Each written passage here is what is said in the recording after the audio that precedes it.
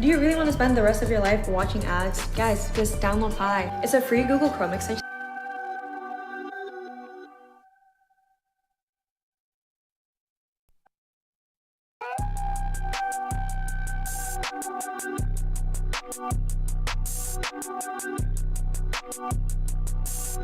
Good morning, good morning. Man, the internet moving slow. This might be a tough live right here. I ain't gonna hold you. Setting up everything, y'all. You know what I'm saying? You know how I do. Good morning. Blessings to everybody. Happy Friday to everyone. If you happen to watch this live after it's all said and done, good morning to you too, man. God blessings to you and yours. I hope everything is going good, man. I hope you have peace in your life. I know I do. I'm going to call you back. Beautiful queen, good morning. Good morning, queen. You know, I had to make sure you got that wrench, man. I was tripping, man. D Twins in the building. What's up, my guy? Good morning. Good morning, man. I'm going to just go over some content this morning, man. Stop playing with me. Stop playing with me, man. Come on, gang. Come on, gang. Salute to my man 607 Uck, babe. He funny. 607 Uck is hilarious. Stop playing with me. Stop playing with me. Come on, gang. Come on, gang. Come on, gang. Yeah, man. Adam Gay, gang. Adam Gay, gang. Yeah, you heard what he told Brick, baby. Come on, gang. We do gay things together. Come on, gang. Stop playing with me. Stop playing with me, gang. I like that nigga. That nigga funny. 607 Uck, salute, sir. I see you out there doing what you doing when you doing it. Yo, man, listen, man. I want to touch on something, man, that's off topic. It don't have nothing to do with this this Wack 100 and this whole indictment shit. This is about us black families, us black folks. We deal with ailments, man, genetically passed down or just culturally because of the stuff that we eat, you know, like diabetes, high blood pressure, stuff like that. It's important. Stand on the media family, man. The ones who, especially if you got kids. If you don't have kids, get yourself together so when you do, you're ready to go. You know what I'm saying? But it's important to take care of our health, because if you take care of some of the certain ailments that you have, and you on top of it, you'll feel so much better, because there be days where you just feel groggy and you don't want to do nothing, you know, especially like if you deal with like diabetes. Like I'm type 2 diabetic, and I have high blood pressure. I got those two major silent killers in the black community, right? But soon as I found out that I was, well, when I found out I was diabetic, that was on accident, but thank God that I found that out. But high blood pressure, I've been pretty much dealing with even when I was younger. You know what I'm saying? But before I took it serious and got on top of it, I used to always feel, you know, out of it. I wasn't all there, not clear-headed, felt like it's fog in my head. And a lot of that is due to those ailments, man, but you can control them. So I'm just bringing this up to those who think that, because, you know, I got a family member, man. their A1C is out of control. They wake up in the 200s, you know, diabetes with their glucose be like 200 and above when they first wake up in the morning, and it spikes and then it drops depending on what you do and what you eat. And they think that they up there in age, they think it's impossible. It's impossible to get that up under control. And I'm just here to tell you, if you feel like that, if you think like how they think, then no, you will never get it under control. But I'm telling you right now, you can definitely get that down and get that under control. And it won't take you forever to do it. It's simple when it comes to diabetes, man. You got to cut out all the sugars. Watch your carbs. It's just that simple. If you want to live, if you desire to live, and you want to live and feel good while you living, not just living to live, you will take what the diabetes and the high blood pressure and the high cholesterol. You will take all that stuff more serious. You will do the things that you need to do to keep going and to feel better. And I promise you, though, once you do that, you will feel a lot better, man. You will feel a lot better. It does take some work. You gotta sacrifice a lot to do so. But when she says she wakes up around 2 something, in the mornings, I was above her like 240. I used to be at like 240 first thing I wake up in the morning. But I used to drink a lot of soda, eat candy, sweets, high carb type of foods. I'm a bigger guy, so portions would be bigger because I just wasn't taking it serious. But once I cut all that down completely, cut out the sugar, I don't drink the sodas no more. I do enjoy some candy from time to time. I just do it in moderation. You know what I mean? I just do it in moderation. I don't just go crazy with it, right?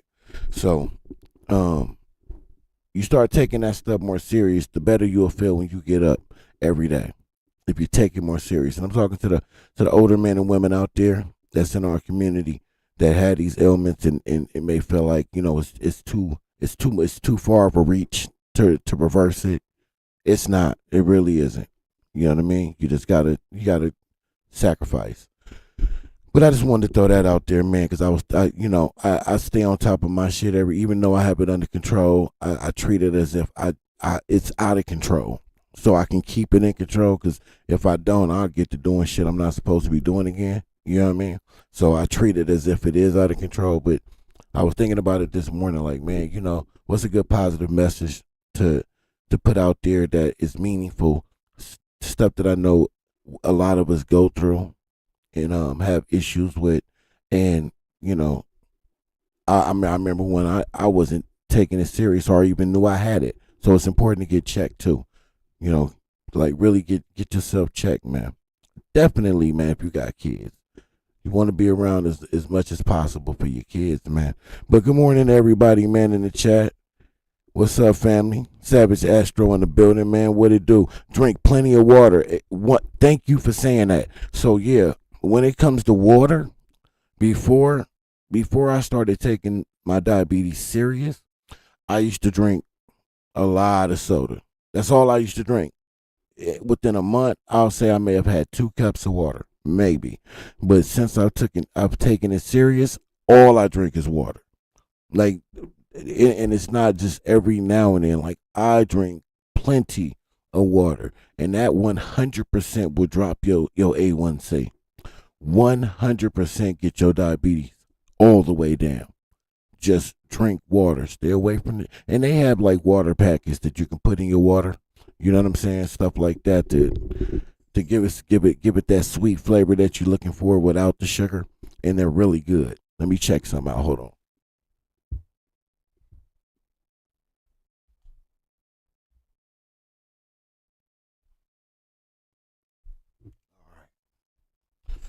Had to look on my camera real quick, man. But yep, water single-handedly got my numbers, my A1C down. So last time I got checked with my A1C, I was like 4.9. When I realized my numbers was up there, I was close to the 10s. Dangerous, like, you may not make it out You may not make it out this appointment today. Numbers. Straight up. Hold on, let me see what that's saying. There ain't no car pull up in front of my house. So anyway, I seen a video with academics in it talking about what was that? Let me see, what was that again? That was well, that's not what we're gonna watch right now, but that's the one I want to watch next. What the hell did I do with it? He talks about the Trap LaRosse situation with Wack, and he says he tells Wack that that Trap LaRosse is thinking that Wack is trying to extort him. Man, that's amazing. You know what I'm saying? That is amazing to me that you went so hard in the paint to put Big U away from that for that. And a lot of people out here saying that's exactly what you're doing, been doing it for a very long time. It's just a matter of time, man. It's just a matter of time before your run is going to be over, bro. Whatever that is, I don't know what that is, man. I just know how karma works. I know how that karma works. You should know how that, because I touched on it yesterday. You should know how that karma works. Yeah, you was on top of the mountain. Now you you down here with us common folk in Vegas, baby. You know, and that's no shade, bro. Shit, that I'll take that than living on the street any day. But I'm just saying, karma has already been working and been working for a long time. I just wasn't looking at it in the proper manner. Now I am. But it's just a matter of time before, you know, whatever's going to happen is going to happen. Straight up. Use salt, lemon with water, best hydrate. Oh, you know what? I heard that too. Yeah, I heard about that. I don't do it, but yeah, I heard about that. I might need to add that into my regimen though. Because I'm always trying to find something else that's natural. You know, because these doctors will put you on all type of different pills and shit to take care of different ailments, and those pills is doing shit to your body too. You know what I'm saying? When they get to giving you kidney blockers, I think it's time to switch some shit up. I'm just being real. when your doctors start talking about giving you some kidney blocker shit because of all the medication that you are already taking, it's time to clean some shit up. You know, and exercise shape, and you know, to stay in shape and stuff like that. That stuff is important. I'm getting into the swing of that too. So you know, don't feel like you alone, because you're not.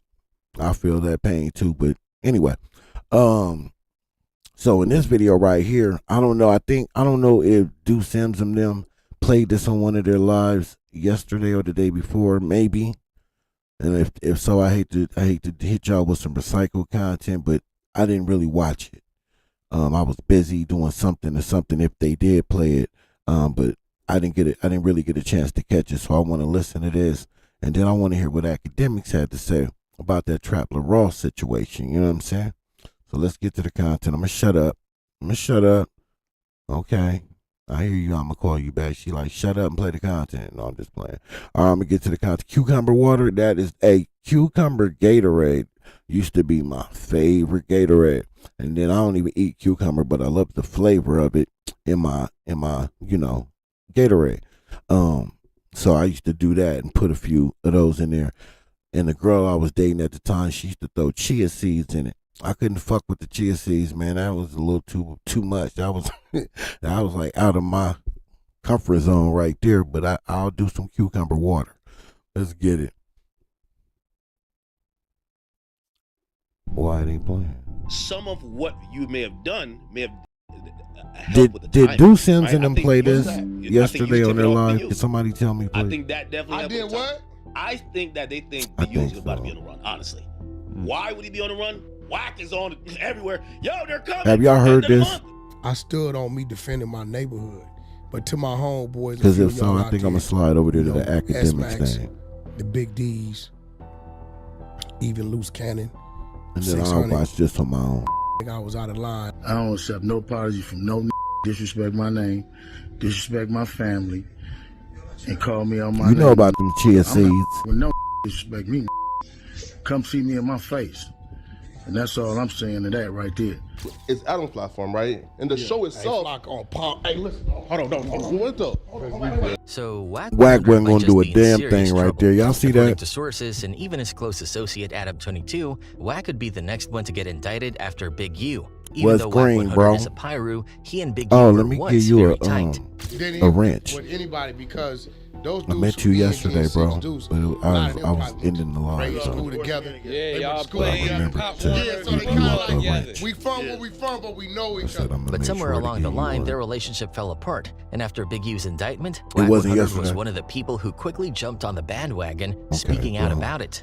Wack 100 versus I Big didn't U. listen to But this. now it's looking What the like hell is Wack might have going been on involved in the computer? very same Man, if activities. this kicked me During off, a I'm gonna recent start No all Jumper over again, I episode, promise. Adam22 brought up how he was watching rest of Rich my Homie internet Quan is talk about having bugging, to man. check in when he came to LA, and Wack 100 was mentioned as part of the same extortion situation with Big U. There's something going You know, on like I'm locally. watching Rich Homie Quan, and he's talking about how when rest in peace, that when he had to come to LA and check Selena, in, good that it was morning, like Quan. you and Good Big morning, U, sort you. of two men in the Look at situation. you. That implication alone tied Wack to the same game Big missed U got you indicted yesterday. for. Wack gave his version of the story, but anyone watching could tell he was trying hard to distance himself from the situation. You could even hear a little bit of fear in his voice. It was yesterday. having a conversation. All right, we're gonna go to the academic because I don't want to About do y'all like checking that. in. I just didn't No. get to.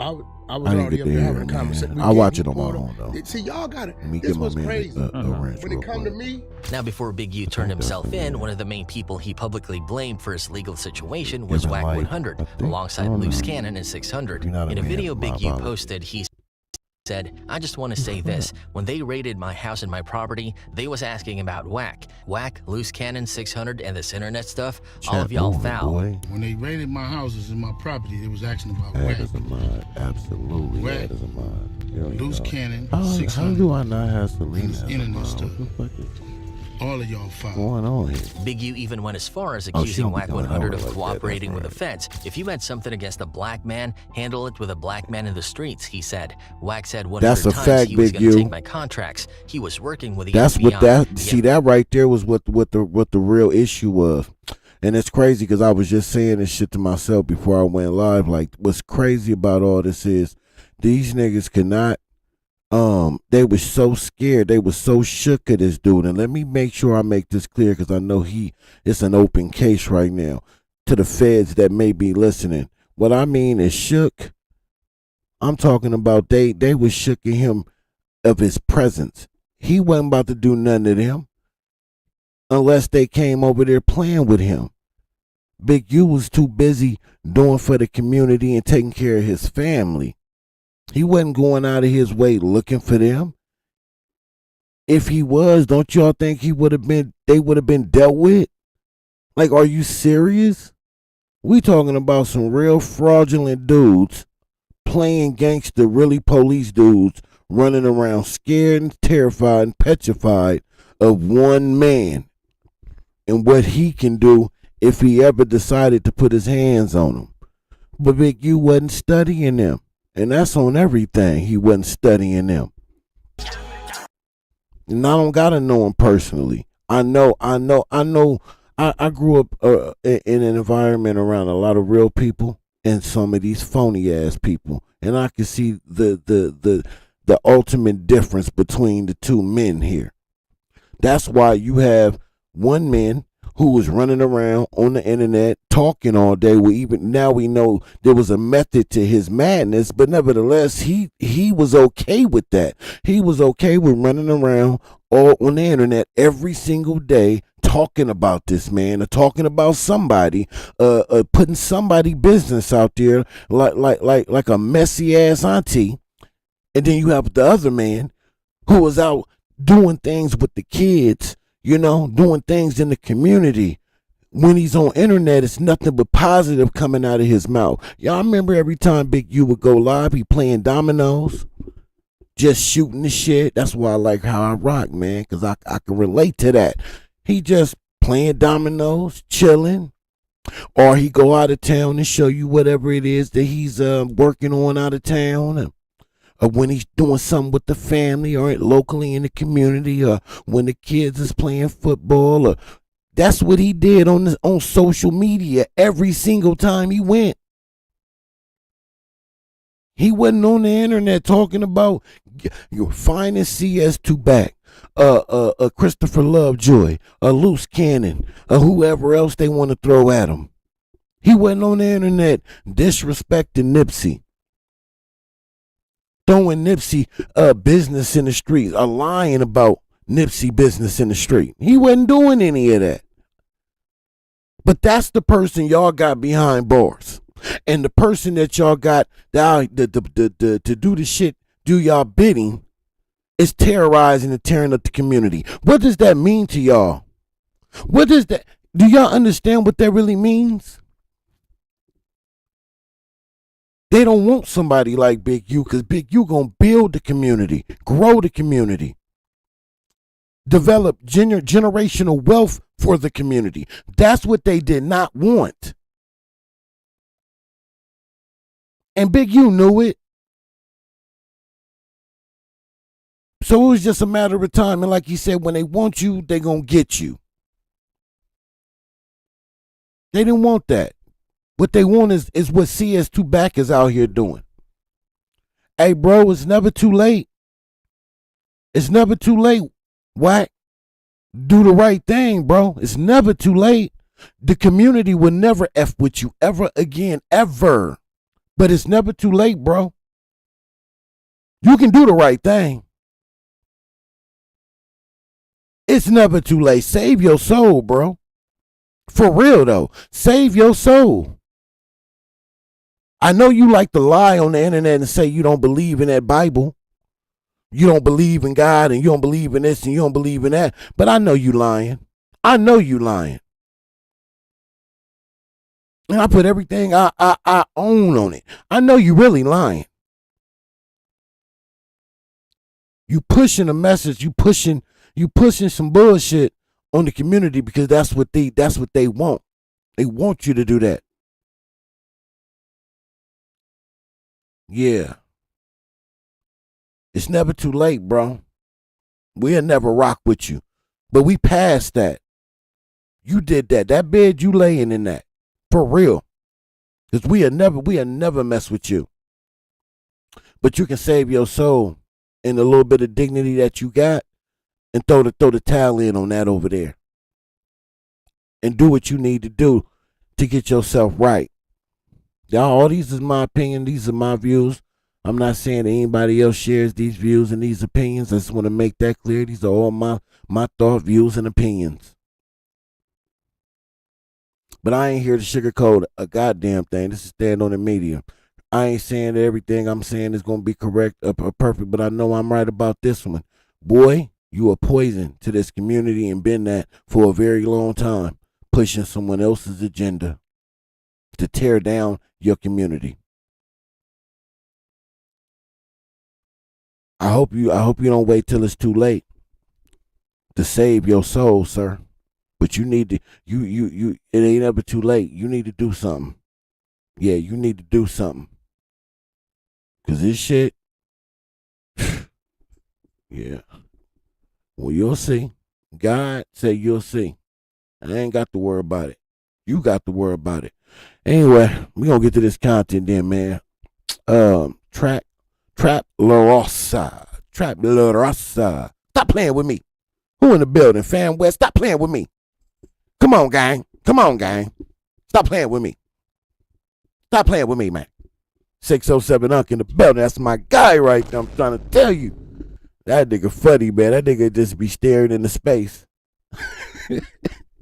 And then say something. Like, like, that's crazy. Like these niggas is real characters on this shit. That's good, though. That's funny.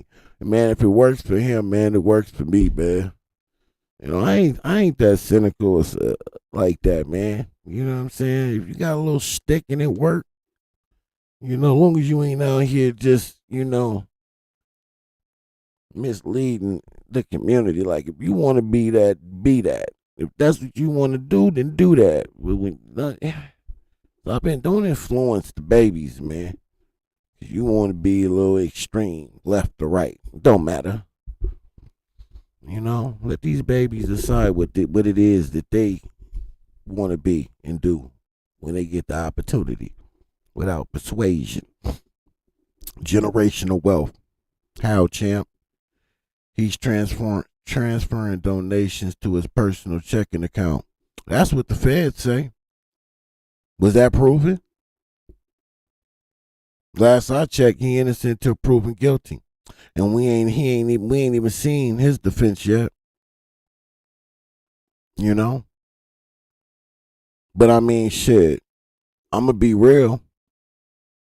If we locking him up for something like that, then we need to be locked damn near anybody else up that's in that position.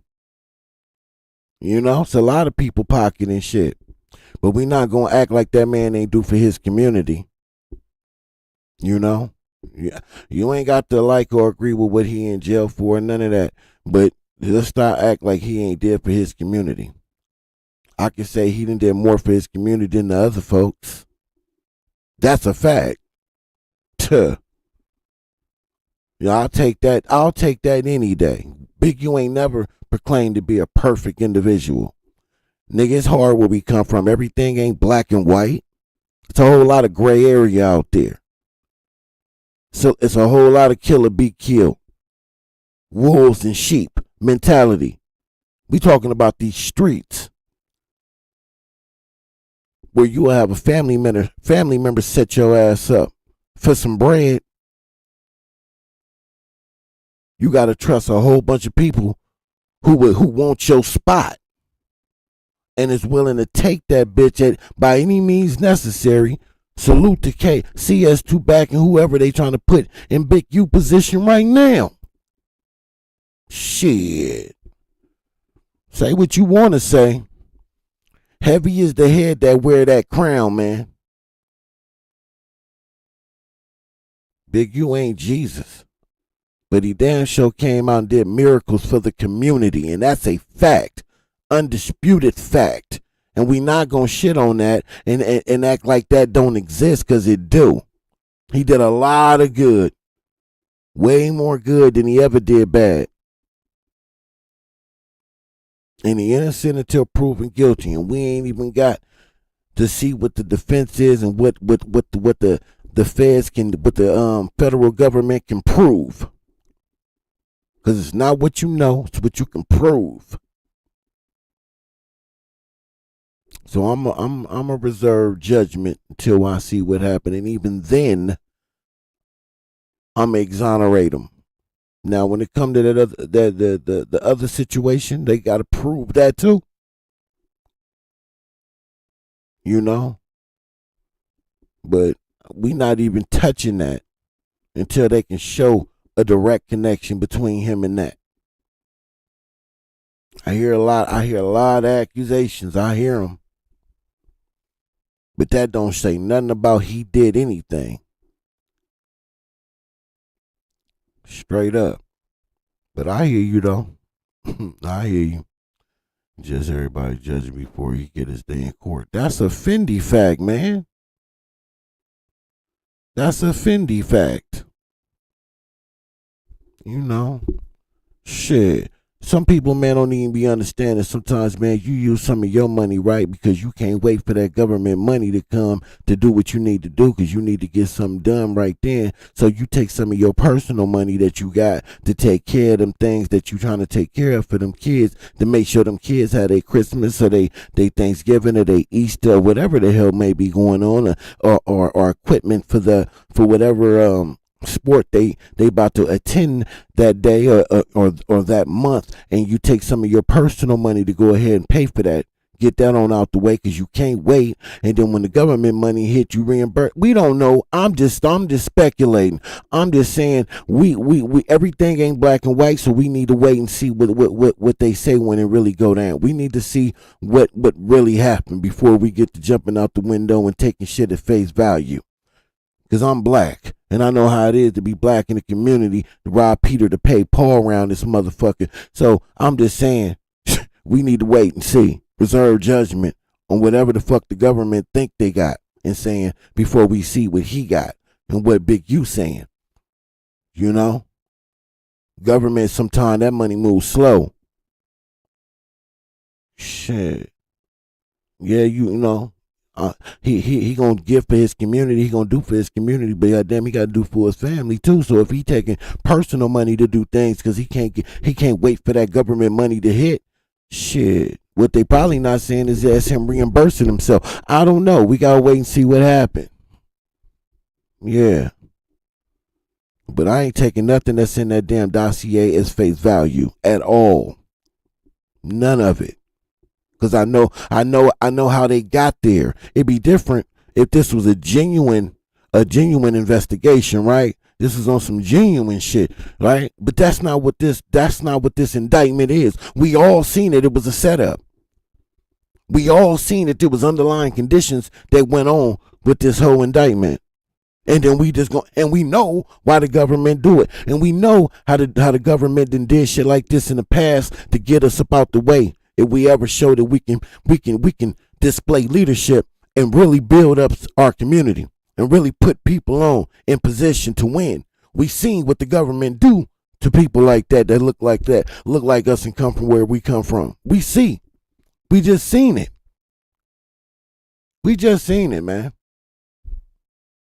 So I'm not taking nothing that's in that paperwork as face value at all until it all play itself out. Because how we got here. We didn't get here on some just dues. Are you like man? I don't know if you seeing what I don't know. Maybe we ain't seeing the same shit or something, you know? Because what I'm seeing is a setup.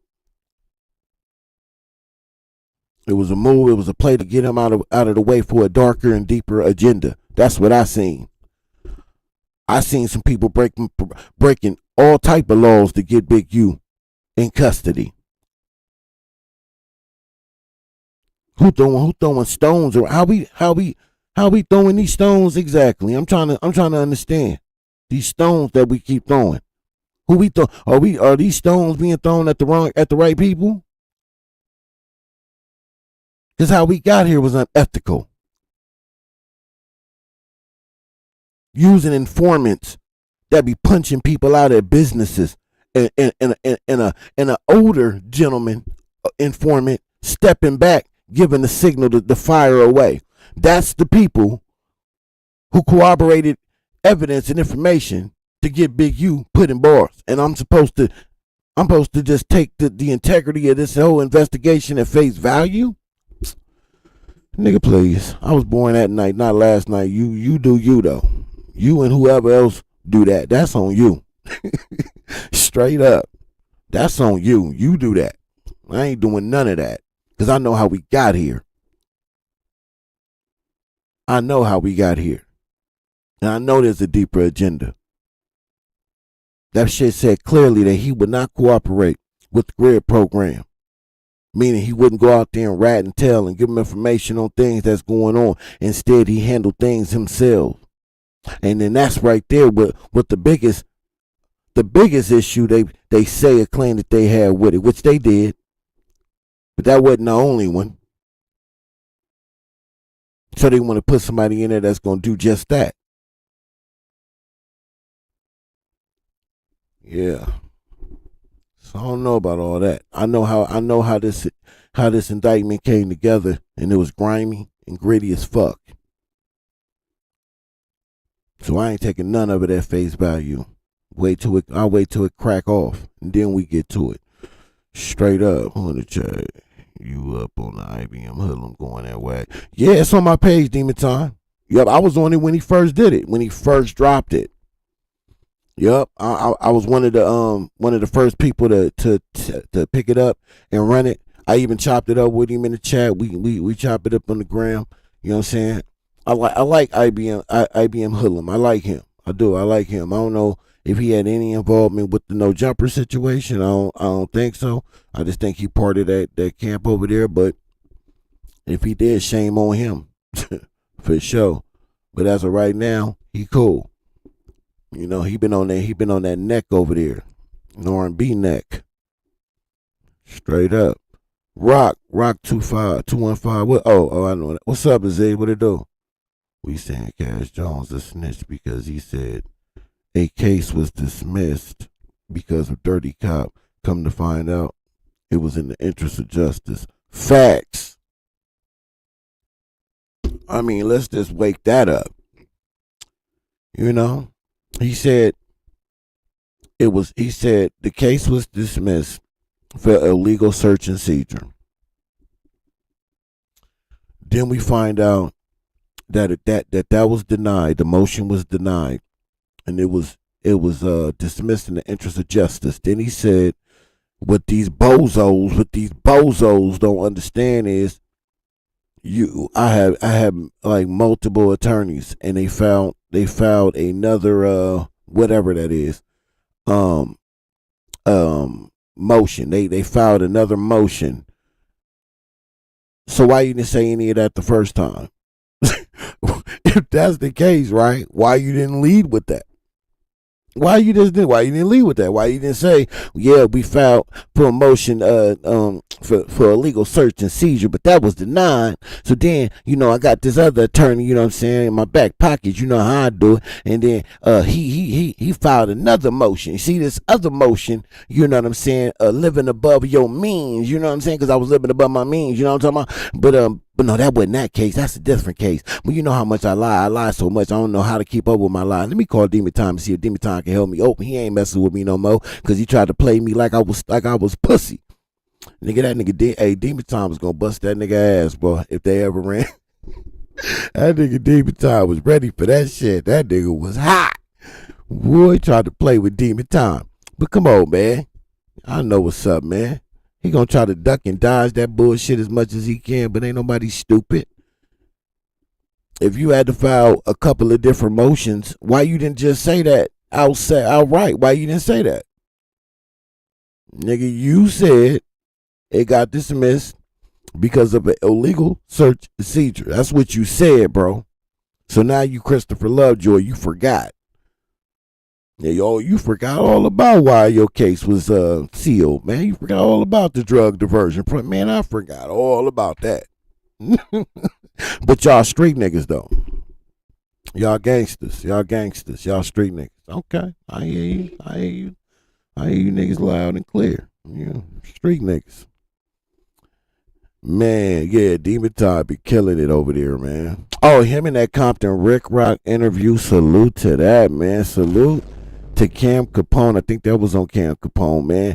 That shit was classic. One of the best interviews I've seen on there in a long time. I just wish Demon would have did what Demon Time do. He should have did his thing, but I understand Demon Time, like, this ain't me, this ain't my interview, right? This ain't my spotlight. I'm not gonna, impede too much on your spotlight. I'm going to let you rock out, man. But when it's my time, I'm going to show my ass. I think that was the mindset of Demon Time Exotics at the time, and I could respect it because I would have probably did it the same exact way. You know what I'm saying? Like, it ain't my light to shine like that. So you do your thing. I keep it minimum. But when it's me, lights, camera, action, we cooking. I definitely think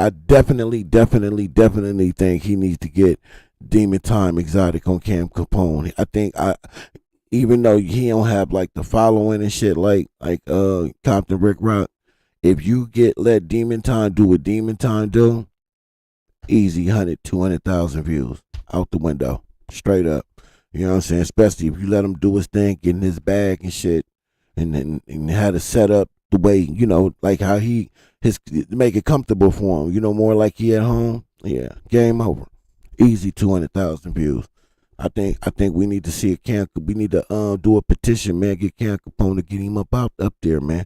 Give him his own little segue. I think it'd be fire. But I like that one that y'all two did, man. That shit was really good. Compton Rick Rock really funny as a motherfucking.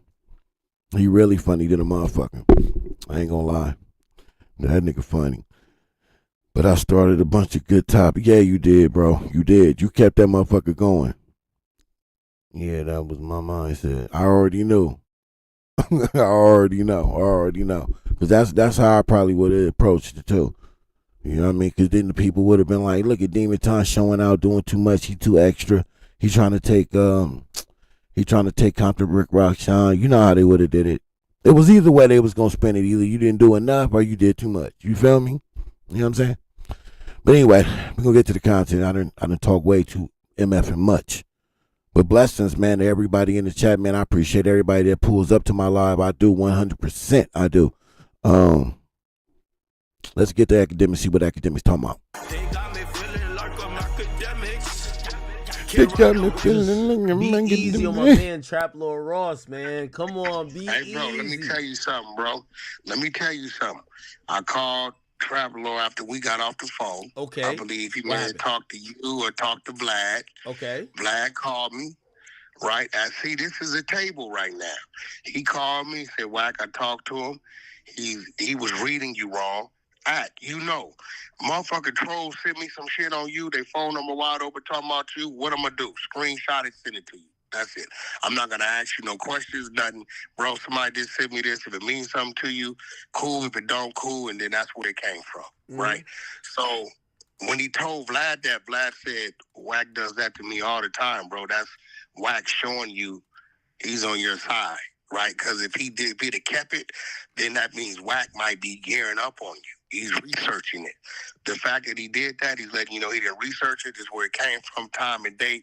He said it probably within the first minute he got it, he sent it to you. He said, yeah, I thought he was like making a threat. He said, no, that's just him sending it to you. There was a number on it? Yeah, the number was on it. They were talking about you? Yeah. Did Wack respond? No.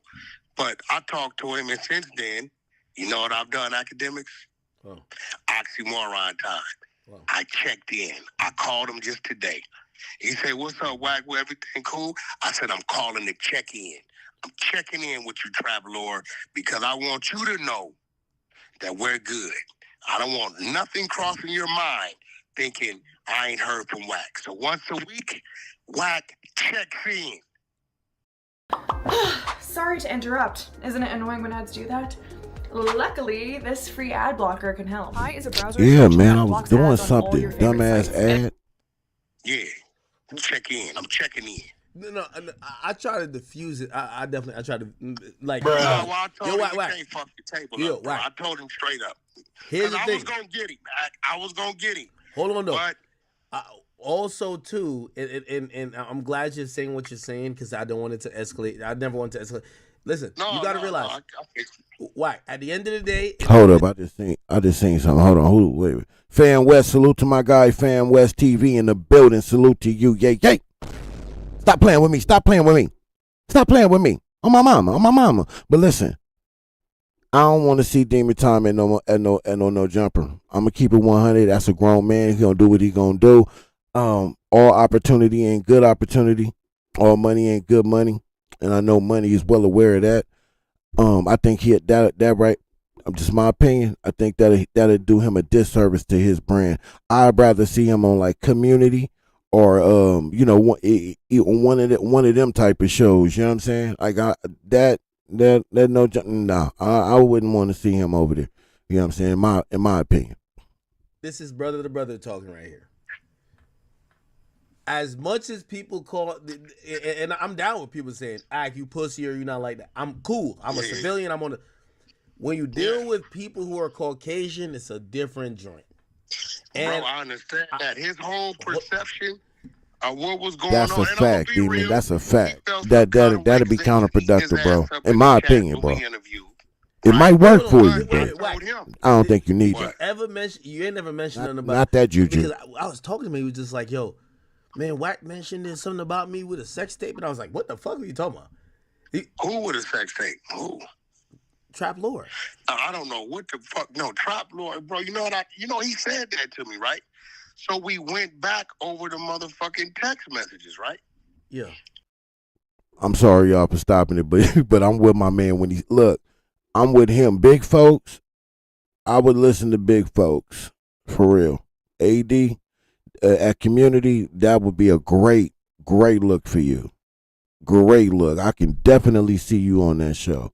You know what I'm saying? I think you above just especially right now, bro. You leap years above that. Like I I'm just saying, bro, it's a crapshoot, but I really believe that you'll be doing a disservice to your brand going there. It's too you'll look, yeah, you get wild with the content, but it's called it's controlled chaos. I think with you, and I think you a little too sophisticated to be there. If you on community, y'all had those deep conversations, but chill, relax. You know what I'm saying? The flow would flow better. All of that, you know that. You ain't got to be on your pen, on your A's and B's, and on your Q's and P's all the time. You know, worrying that they gonna try to set you up with a question and line you up with something. You know what I'm saying? You ain't got to worry about none of that. I think if you went on that show, yeah, the jokes, and you funny, you naturally funny, so you'll fit right in with them. I promise you. I think Big Folks is on to something when he say that. You know.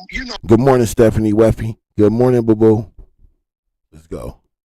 Me, I'm gonna send you the whole text thread. I said, hey, bro, we were talking about a total different individual. How the fuck did that become you?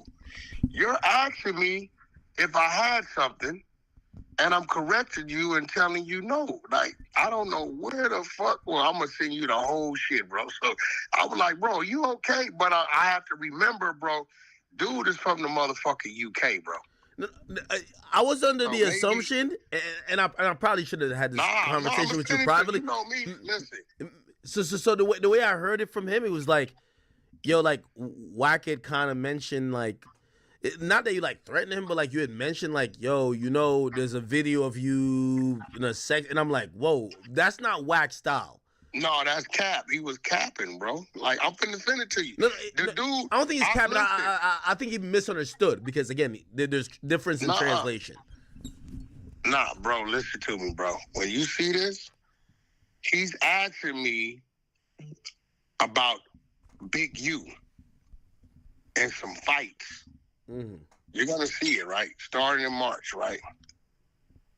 And then I make a suggestion to him, right? Yeah. And he's like, okay, cool, yeah, right? And I don't know.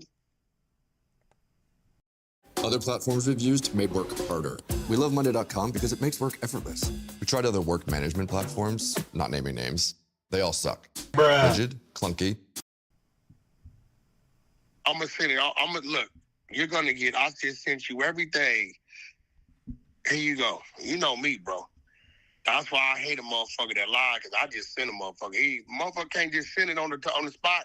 He full of shit. So if you scroll down to like late March, you're going to see him asking me questions about Big U's fights in prison. Right? So I don't know where the fuck he got that at, bro. Go to March 21st. No, I talked to him. He said something. He's like, yeah. I talked because I said, yo, talk to Wack. Like, Wack is a very reasonable person, and he said something about like, I don't know where he got that from. You're looking at. Go to March 22nd. Oh no, Pelican Bay Prison. And look at where the conversation's going. Yeah, but I don't know how the fuck he got. I said, bro, where the fuck did you get you and the sex tape from, bro? What the fuck? Where? First of all, I never even thought. I even think he was fucking bitches like that. I'm like, oh shit. I don't know nothing about that. That's why I'm like, yo. I'm like, if Wack told you he has a sex tape of you, and you must be a really horny nigga, because like, how would Wack? No one even knows anyone Trap Lord Ross has ever been with. You know what I mean? Bro, when you read this, you're gonna say Trap Lord's burnt out. All right, hold on. I got it now. I just got it. When you listen, start from okay. March 22nd, bro. That's him to the left. Yeah, I know. Okay, do the side by side. Scroll down, bro. Follow the conversation. He's referring to Saturday, March 22nd, 8:15 p.m. Okay, hold on. I'm getting there. Hold on, wait. Hold on. I'll read it. You don't even got to read it, because I'm getting there. Now, when you see what I text him, you're going to say, how in the fuck do you think I'm talking about you, bro? Okay, all right, hold on. You're scrolling down. I ain't going to lie. Wack's screen record game is definitely devious. I'm reading it. Hold on. We'll keep it looking. All right, cool. There we go. All right, it's going to be March 22nd, you said? Yeah, 8:15 p.m. Okay. Shit, nigga, the feds. the feds is always thorough. Like, nigga, that nigga the feds. Of course he gonna have his screen records on point. Nigga, his conversations in a hole isn't on point. Nigga, he records everything. That's what the feds do. They're very thorough. That's why they got a 97, 98% arrest rate. Conviction rate, I'm sorry. That's why they had that, because they're thorough. Look what I tell them. All right, all right, now we're on March 22nd. We're at 411. What's this truck driver's name? I got you. I got you, Aziz. What's this truck driver's name? Alonzo Zoe Scott. I got you.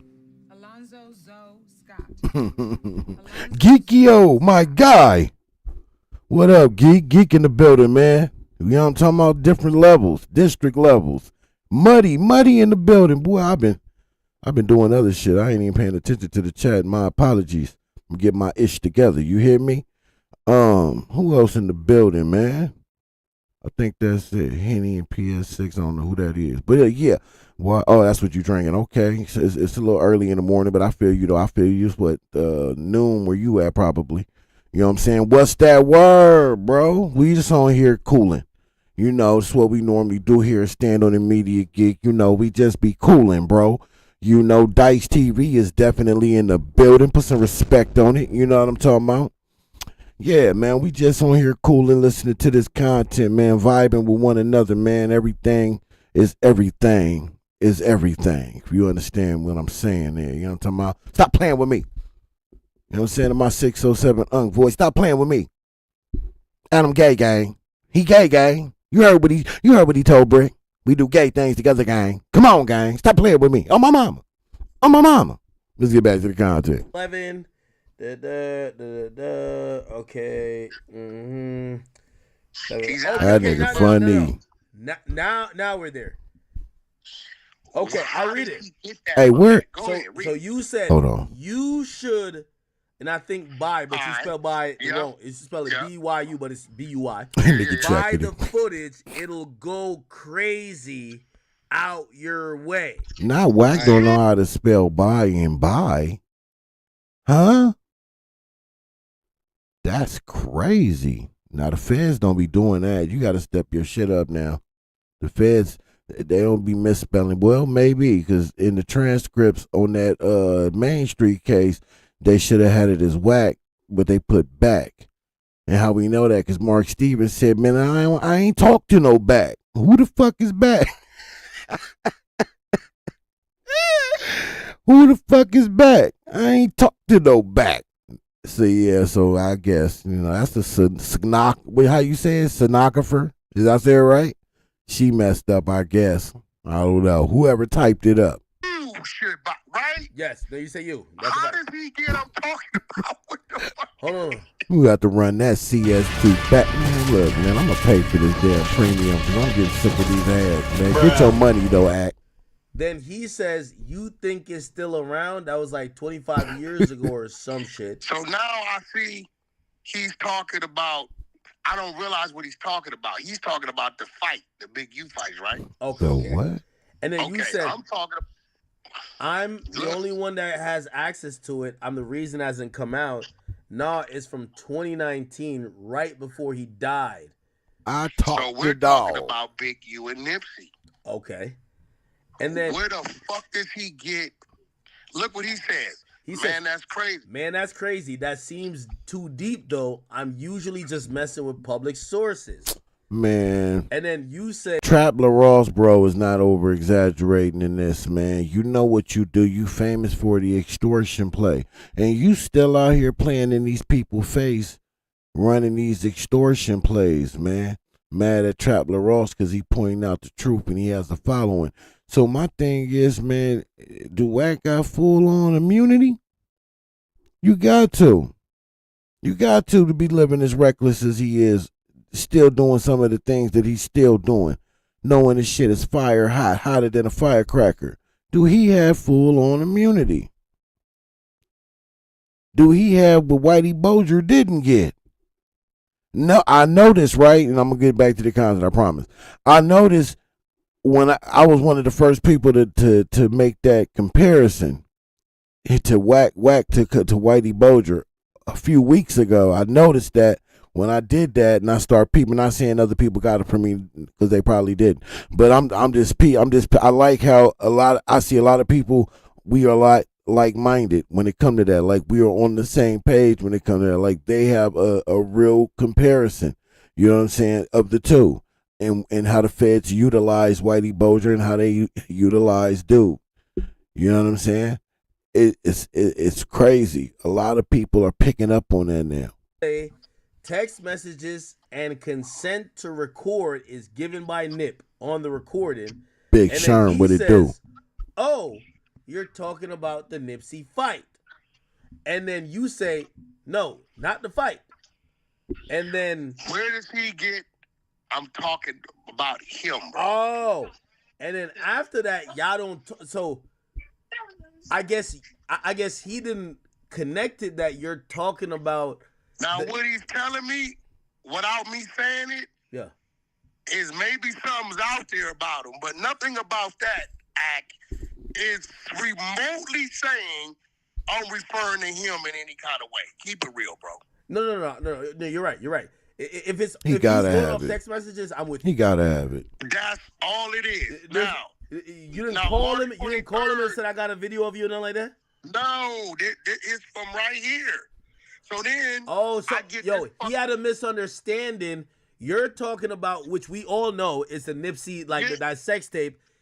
He didn't connect that. He think you're talking about the Nipsey and Big U fight, and you're telling him, no, I'm not talking about that. It looks like he may have thought you were aiming it at him, and he stopped messaging you after. How?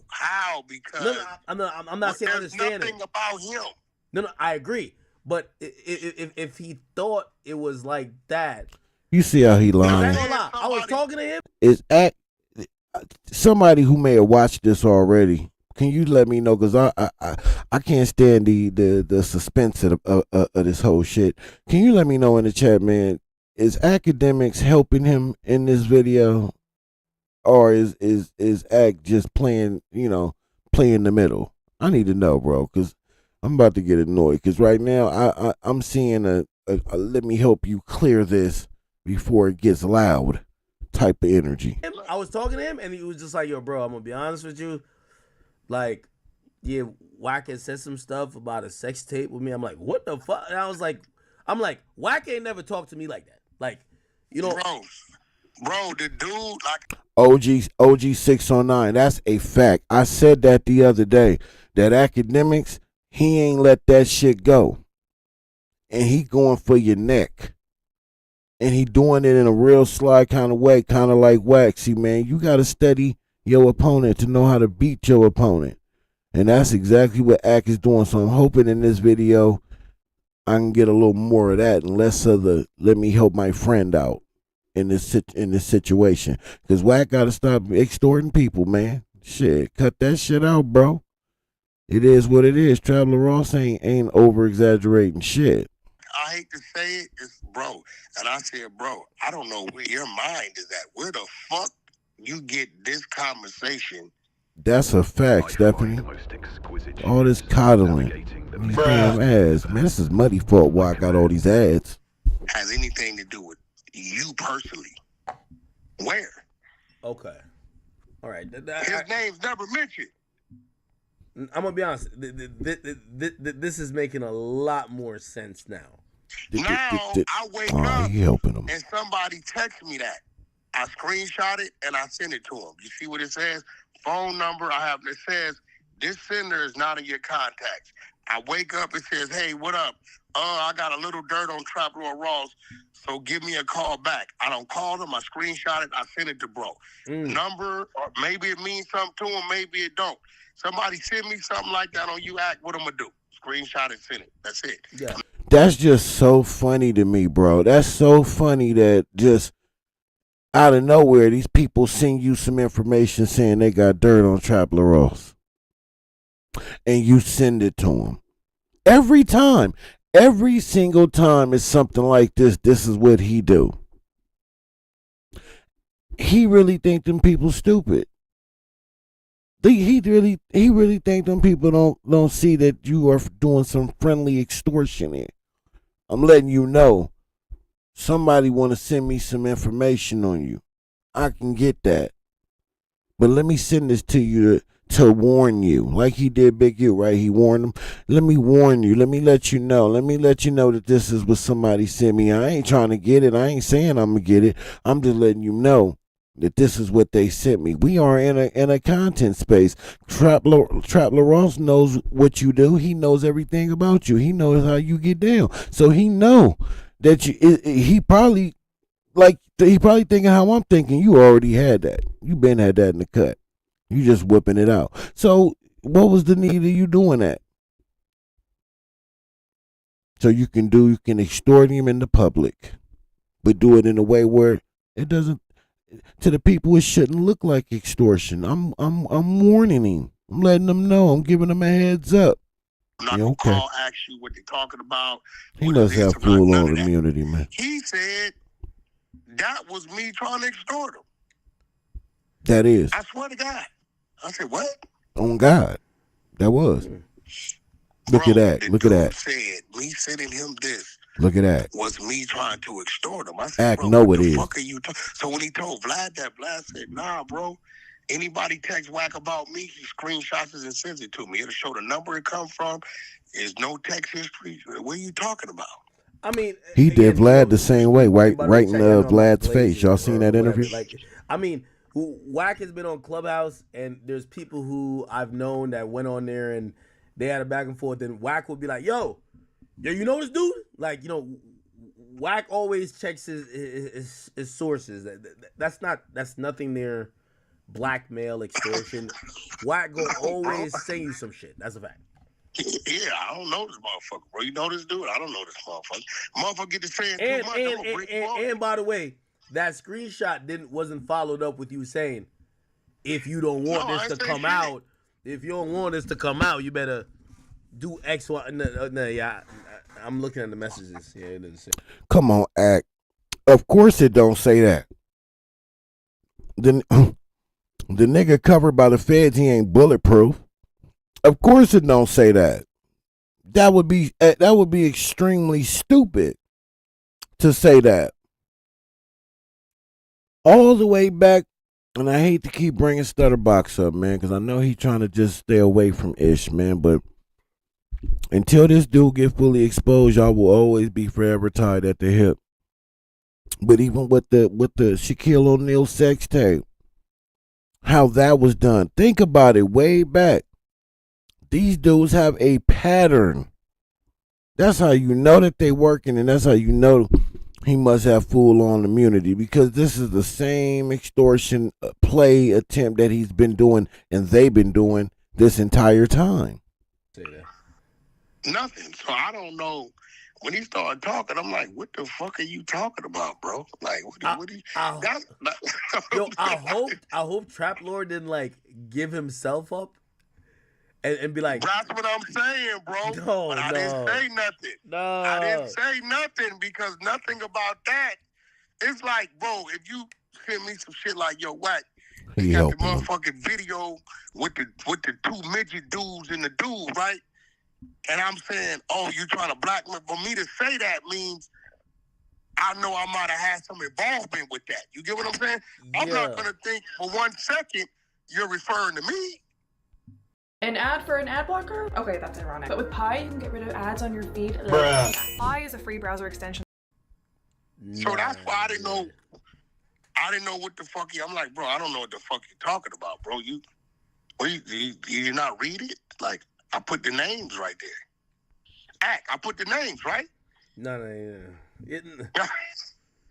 don't know what the fuck. I don't know, bro. But nevertheless, I'm the elder, right? I said maybe it's a breakdown in language barrier, or understanding, or whatever the fuck. I've been overseas. I've been around the world 7 times, bro. And how they perceive it and hear shit based on how we talk. We move fast as fuck out here in the United States. I'm glad you're clarifying it because, now I had a conversation with him and, I didn't know what the fuck he was talking about, bro. No. I remember the conversation we were having and he's telling me, I'm like, wait, why is Wack doing that? And I ain't gonna lie to you, Wack. I was thinking, I said, I said, man, I know Wack for a long time. He ain't never did that with me. And I was like, wait, maybe it's a white people thing because I'm like, maybe it's a white people thing because he never like our first conversation was never, yo, Ack, I got XYZ on you. So how you want to play this? It was never that. Like, never that. Bro, I don't know. And then he started saying some crazy shit. What did he say? He said, what did he tell me? He said, he told me I extorted Kanye. I made Kanye pay for the sex tapes to get back. I said, no, I didn't. I said, if you go to Bootleg Kev's podcast, that's where it came up. And he said, Wack, what do you think it's worth? I said, I don't know what it's worth. We wouldn't do nothing but give it to Kanye for nothing. And that was said day one. I'm like, what are you talking about? We gave it to Kanye. Where are you getting this shit from? Well, the internet. I said, bro, you believe everything on the fucking internet? You think if I extorted Kanye, he just fucking gave me a shout out. It was like 2 days. You know what I'm saying? I said, you think you be giving me a shout out? Bro, nah, fucking, what are you talking about, bro? Where you getting this shit from? So some people really believe what's on that internet, bro. I mean, bro, certain shit, when I know a person's character, when the girl put the shit up about you, I called you, I say, what the fuck is this live bitch talking about? Yeah. You told me, I said, I knew it had to be something to it. Then you gave me the bombshell of what already was the end result to it before you told the world, right? Mm-hmm. So I already knew it went to grand jury and they already shot. I knew all that shit, right? So at the end of the day, but then you get some people that are still right now today shout it out like the shit's real. So with him, I don't know, bro. I don't know. I said, you know what, bro? Listen, that ain't what I'm on. We went on. Wack, can I request something? And I don't know if you're down for it. Because when he was talking to me, I said, listen, I do know, I know Wack really well right now. Like, me and him, we talk all the time. Yeah. We do business. We do all type of things. We do great content. He said, I know Wack really well right now. What the hell? I was eating beef jerky. I'm sorry. That caught me off guard. What the hell does that mean? Can somebody tell me what that means? I ain't never. I'm not sure if I know what that means. I know Wack really well right now. So does that mean he's subject to change? I'm just confused at what that meant. I said, Wack has respect for me, and I know we got respect for Adam. I said, yo, Trap Lord, we fuck with you.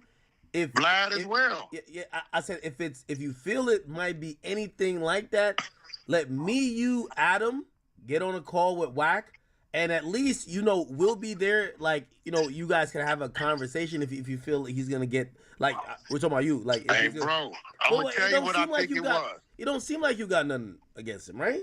I have zero. I called him today. Okay. Right. I called him again today, and said. He said, Wack, what's going on? I said, I'm just calling to check in, brother. Make sure everything's good. He said, yeah. I said, okay, cool. Then we started talking.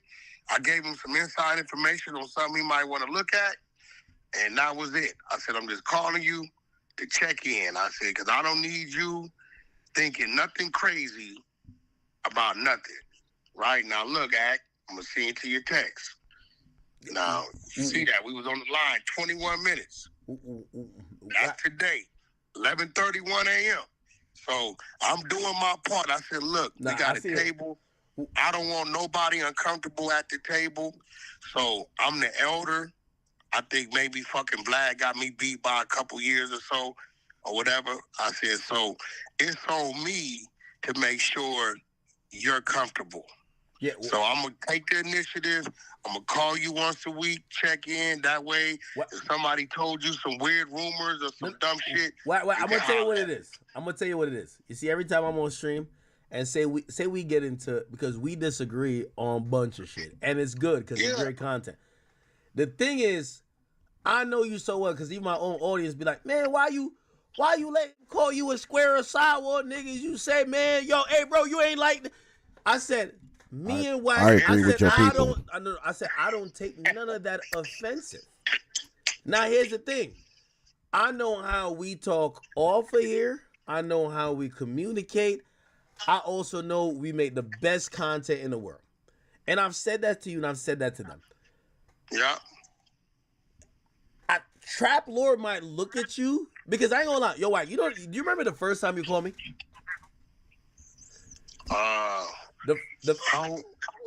The very first time you called me, it was when I landed back in Newark, New Jersey. I was at the airport at baggage claim, and the Migos situation just happened with Joe Budden in LA. Yeah. And that was the first time I ever talked to Wack 100, right? And I understand when we hear the thing is, me and you, like, even when like people put up clips and they'd be like, "Oh, Ack is trolling," or Ack is, or Wack is whatever. Me and Wack at this point know each other a good amount. The very first time I was going off of everything I've heard about you, I was like, "Oh my God!" I was I was definitely nervous. So I think he doesn't know you like that, because if he knew you like that, I watch you and Adam. I'm gonna give Adam a credit. Adam stands his ground with you, Adam, because you know what? But here's the thing. He's supposed to say, "That's my brother." What you mean? But it ain't nothing but a fucking, first of all, bro, look, we're the yin and the yang, bro. Straight up. So, end of the day, our show is what it is because we're two total opposites. This motherfucker be saying a bunch of weird shit that my people think I'm going to get mad and whoop his ass about. That never happens. I get attacked for that. Adam get attacked for this. That's what makes the show. Like, what the fuck? I know where I'm at, bro. This ain't no motherfucking park or no fucking block. We in a motherfucking podcast setting. You come in there to debate. You win or lose based upon if you could if you come back strong enough, or if he shuts you down. If you jump up and start fighting over a conversation, you lost. Wack, no, you're 100% right. But let me tell you this: before people get to that place of understanding you and knowing that, it is scary. And I think when you called me about 6'9", I showed up with no men on purpose. Hold on.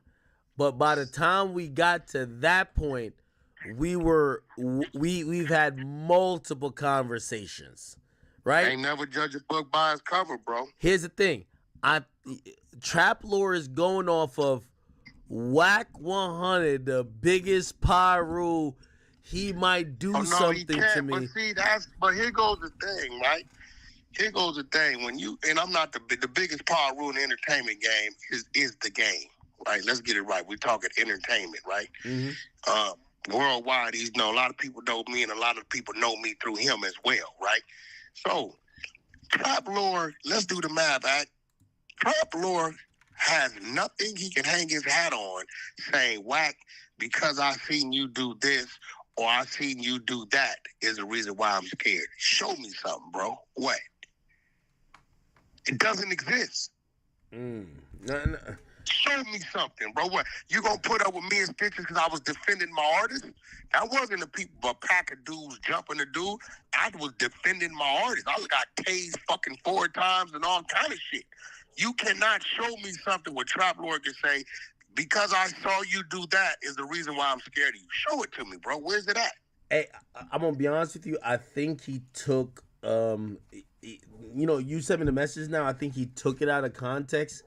And he way out of context. Yeah, and he was reading it too much. And you're talking about another situation, which we all know about. And he attributed to himself. And then things probably didn't land. But why would you attribute that to yourself if that doesn't exist? I don't know nothing about him with no shit like that, bro. So yeah, no, I think he gave himself away with that, because I ain't gonna lie to you, I don't even think Trap Lord Ross would be the type of nigga who even record himself fucking a girl. So that was a little news to me. But no, I mean, bro, to get that nervous and that like that, I don't know, bro. Like, I don't know. There goes the plan right there. Bro, taking right there.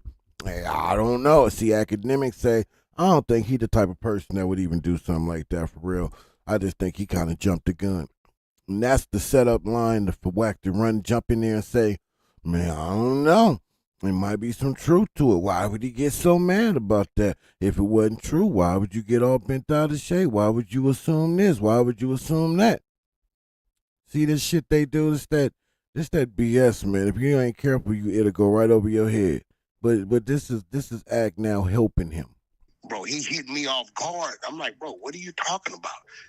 When he got on the phone, R&B was looking, she's looking at the phone like, what the fuck is he talking? I'm like, bro, what the fuck are you talking about? And you sent me that screenshot. I said, yeah, somebody sent that to me, so I just sent it to you.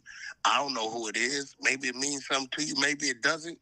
Maybe you know the number and maybe you don't. Like, I'm just looking out for you. I'm letting you know, hey, this came to me. Boom, that's it. I didn't call and ask you no questions about it. I do that to anybody I feel I fuck with. No. And then when he called Vlad told him, nah, Wack, if somebody text Wack about me right now, he's going to screenshot and send it to me. That's it. Yeah. Nobody's ever going to be able to tell you, academic, I text Wack about this shit a month ago. And you called me and say, hey, Wack, did you get a text from a dude, whoop saying this? And I say, yeah. If I get it right now, I'm going to screenshot and send it to you, bro. And I'm not going to call you and ask you about it. You want to call and discuss it with me? If that's what you want to do, cool. But look, this was somebody sent me about my brother. There you go. That's it. Because for me to hold it and not say nothing about it, it's like I'm on some bullshit then. You're right. You get what I'm saying? No, you're right. Just like with I don't know, bro. Like, it was a little different. I'm looking at the phone like, damn, this is some crazy. You know what I felt like? I felt like somebody that was getting convicted of a crime he didn't do and found guilty. No. And I was a little shocked when I had a kind of like what Big U going through right now. Wack tried to extort you. I'm like, oh, why am I? And I ain't gonna lie. So I felt twofold. You ain't never heard nobody in the street say Wack got him robbed. Wack set him up to get robbed. Yeah, Wack. I don't do none of that kind of shit. Wack, you know what I said to myself? I said, I feel twofold. First, I'm shocked, but second, I respect Wack a little more because I think it's clear Wack only extort white people because he never did that to me or nobody black that I know of. So bro, I don't fuck around, bro. I said, Wack only extort white. I'm like, wait, Wack is telling you about sex tapes? I'm like, oh shit, Wack is only extorting the white people. Bro, you're looking at that, bro. How the fuck did he misinterpret that for him? I don't know. What are you talking about?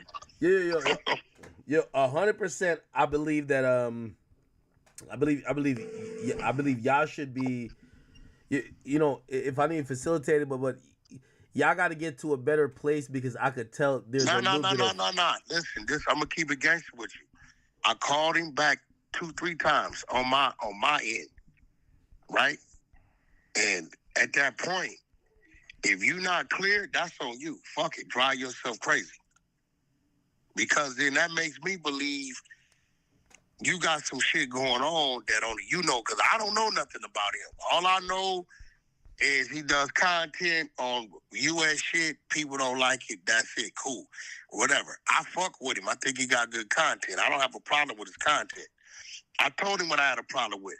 Trap Lord, you texted me any other time, but when it came down to something about me, what I extended to you, how some shit come to me about you, I sent it to you. You sent something about me to everybody but me. So since you did that, I told Adam that day, hey, Adam, Trap, I'm going to troll the fuck out of him. I'm going to turn the heat up on him. So I'm letting you know, I don't want you to get nervous thinking I'm really tripping. I'm going to troll him and turn the heat up on him. He like, cool. He knew. Right?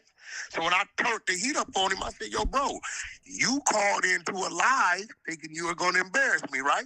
Okay, cool. We live again. Here he come. Troll for a troll. What's the problem? Makes some sense. I kept it podcast. I got strength with me everywhere I go. I could act like I left a little early because it got weird. Sense. But then that's some street shit in the place of business. No, we in podcast. I'm gonna watch my guy world, next, right? man. Okay, he tried to call in and troll me with some bullshit. Cool. He took his shot. Now it's time for me to take my shot. And what happened was it was kind of like you got pranked punk type situation. I got real serious, looked at him, said some crazy shit, told him what I should do, and the world watched him clam up. The world watched him do what they've been wanting him to do. A lot of people that don't like him want somebody to catch him. So he got caught. But only he didn't get caught in a situation where somebody wanted to do something to him. I just addressed you on the internet. You did a podcast game on me. So if it was truly a misunderstanding and all that, like you trying to make it seem, and he just truly got the wrong impression, impression of you. Why you didn't just give him a call? You know, why you just didn't give him a call? Why you didn't pick up the phone and call Trap LaRosse, just like how you was texting Trap LaRosse, and let him know, like, hey man, you misread that. You know, that's my bad. My apologies. Let's move on. Instead, you want to make a spectacle of it. You know, I know that's your MO. I know that's what you do. You know, but Trap LaRosse ain't stupid. He didn't ask you to send him that. Whether if you felt like, you know, you would have that would have been like setting him up because you knew, but you didn't tell him or not. He didn't ask you for it. You volunteered that information to him, and it's his right to take it however he want to take it. You know, just because you saying that's how you meant it, that don't mean that's how he's going to take it. That you run the risk of doing that. Like you do know that, right? You run. That's why you maybe should stop doing shit like that, because you run the risk of somebody taking your warning or your heads up as a threat, especially after y'all clashed and have had words. Why would he think this same person that was checking me in my face and belittling me in front of the world would really give a damn about me later? Who would ever think something like that? I understand mood swings. I really do. But that's a little extreme, don't you think? Because nothing on that stream made him think that you were friendly towards him or that you liked him. You tried to silence him because of his opinions, because of how he perceived the paperwork when he read the paperwork and what conclusions he came to with his own 5 senses.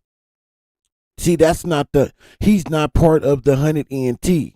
And this is not a shot at them. I'm just trying to get you to understand. He doesn't subscribe to that. So he has a free way of thinking. He's free to think and believe whatever he wants. He's not in a controlled setting. But how dare he have a mind of his own and his own opinion? How dare he do that? You tried to bully that man all over the internet. I wish he would have understood that you wouldn't have bust a grape in a fruit fight, because what you are not going to do, if you can help it, is go to jail. You can do all the antics, but you ain't going to cross that line that may put you in real danger, because you know what's waiting on you on the other side. So believe it or not, he should be thinking move extremely cautious out here in these streets. But let's go. Let's finish this up, because I think I got a good one for it. I can do a podcast game on you, right? And I think the comments for the first time ate his ass up. And I think that's what triggered him. But hey, the comments ate me up. So what's the problem? Yeah. I rather. And I'm gonna be real, Act. You saved him. You walked in right when I was turning it up. I realized it now. I only realized it afterwards. If you wouldn't have walked in at that motherfucking fire, ask your chat. Right when you walked in, I was turning the blaze up. I had him shook, and you walked in and broke the monotony. And then I tried to get back to it, but I couldn't get as hot as I could, because at that point... And now he's bragging about it. You saved him, bro. I was on his line. Nah, I rock with it. I rock bragging with him about like, pressuring. No, I fuck with him. Listen, I fuck with him, but bragging about pressuring a young white kid who is doing his journalist work in this space and has a right to his opinion and his thoughts, just like you. I remember you told him, "I'm allowing you to talk to me." Trap LaRosse, I know you won't see this because I'm way long hanging fruit right now, but somebody get the message to Trap LaRosse. If anybody, I don't care who it is in this space, say some shit like that to you, damn, that's good. Give them the middle finger and proceed to go about your day. You know what I'm saying? Don't ever let somebody say some shit like that to you in your face, as if, you know, they above approach. I don't care what they accomplished in life. If we sitting here doing an interview or we doing a podcast together, I'm just as accomplished as you. And as far as, being in this conversation, I'm at least qualified because that's why I'm here. How you going to tell me I allow you to talk to me? I would have never said another word to him because you don't have to talk to him. You trap LaRosse. You know, you come playing a game with Wack, you come playing a game with Act, certain others, we gonna play the game back with you. Be ready. Hey, here's the thing too, though. I think that was a Wack 100. Let me see the real energy behind you. And by the way, however he was gonna react in that moment was gonna dictate from whatever happened afterwards. And I think you are looking at it now. I'm sorry, I don't listen to this shit no more. Because academics is clearly waving the white flag.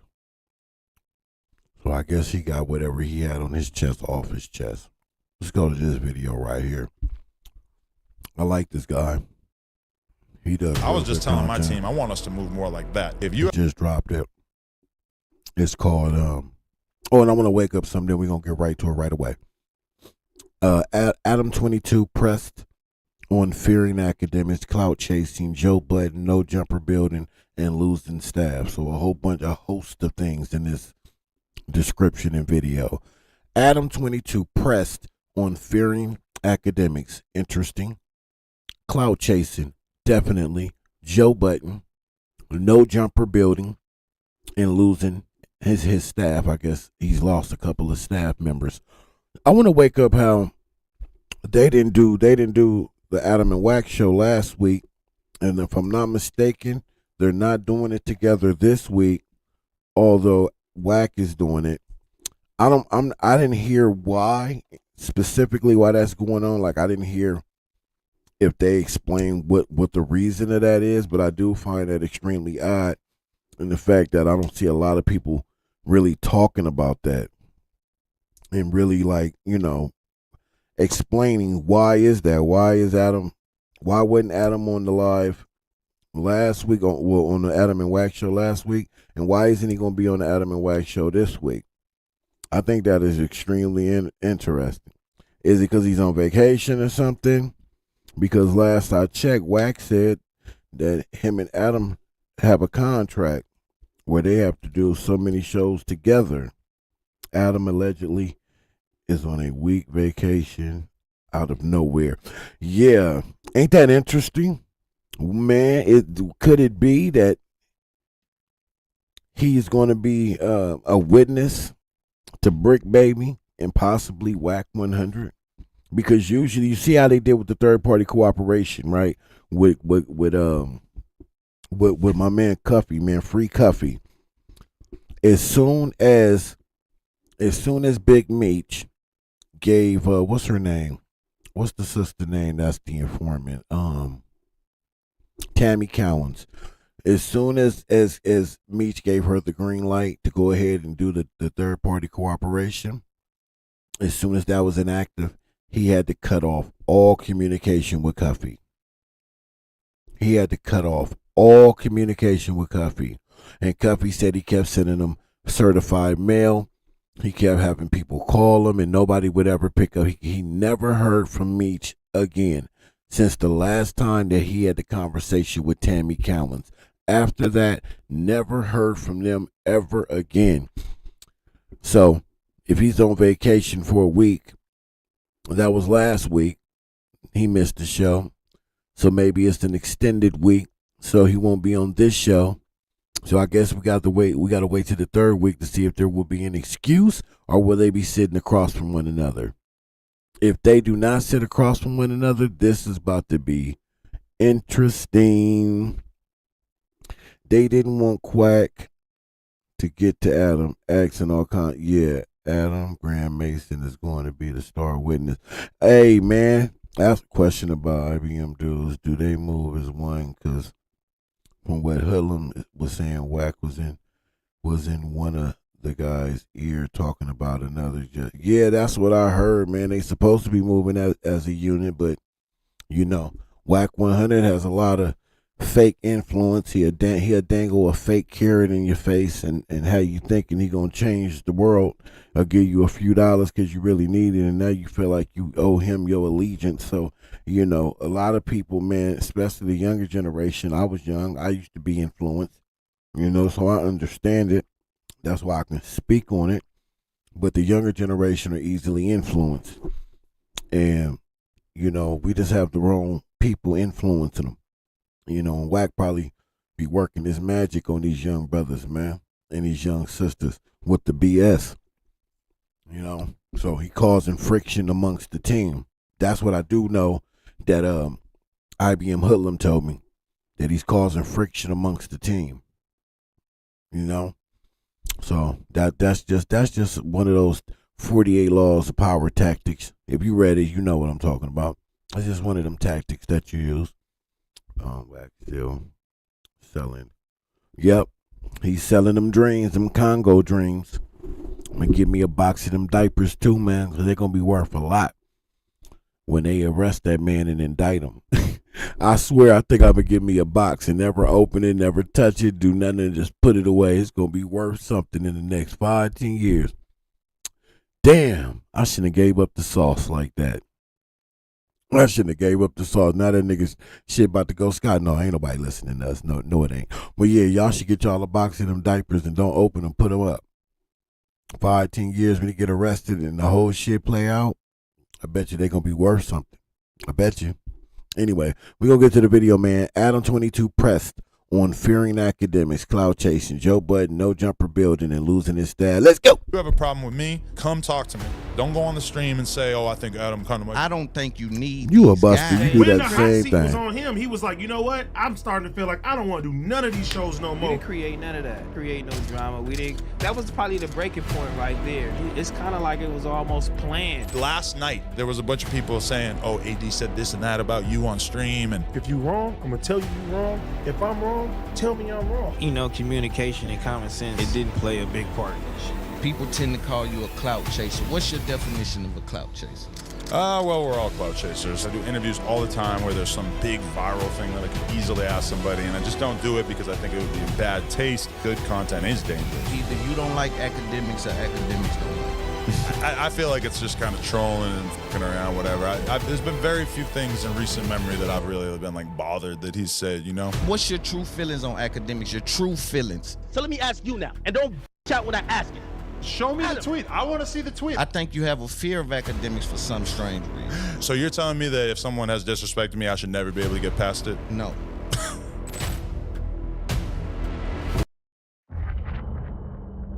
This game, you're not ready for it. We were in like a much smaller space and just kind of had to make the decision to go all in. This is probably the most ambitious construction.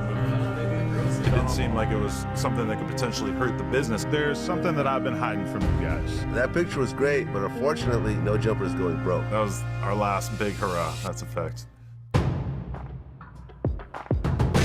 If you ain't talking no dough, then I ain't interested. Look, they say the sky's the limit, I'm going farther than that. She keep blowing on my phone, so I called her mama, come get your daughter back. They just want a little bit of fame, get them boys whack. Why, baby? Little one eye, bust your brain, but get a hard hat. They Hey, killer, morning up. What it do, native?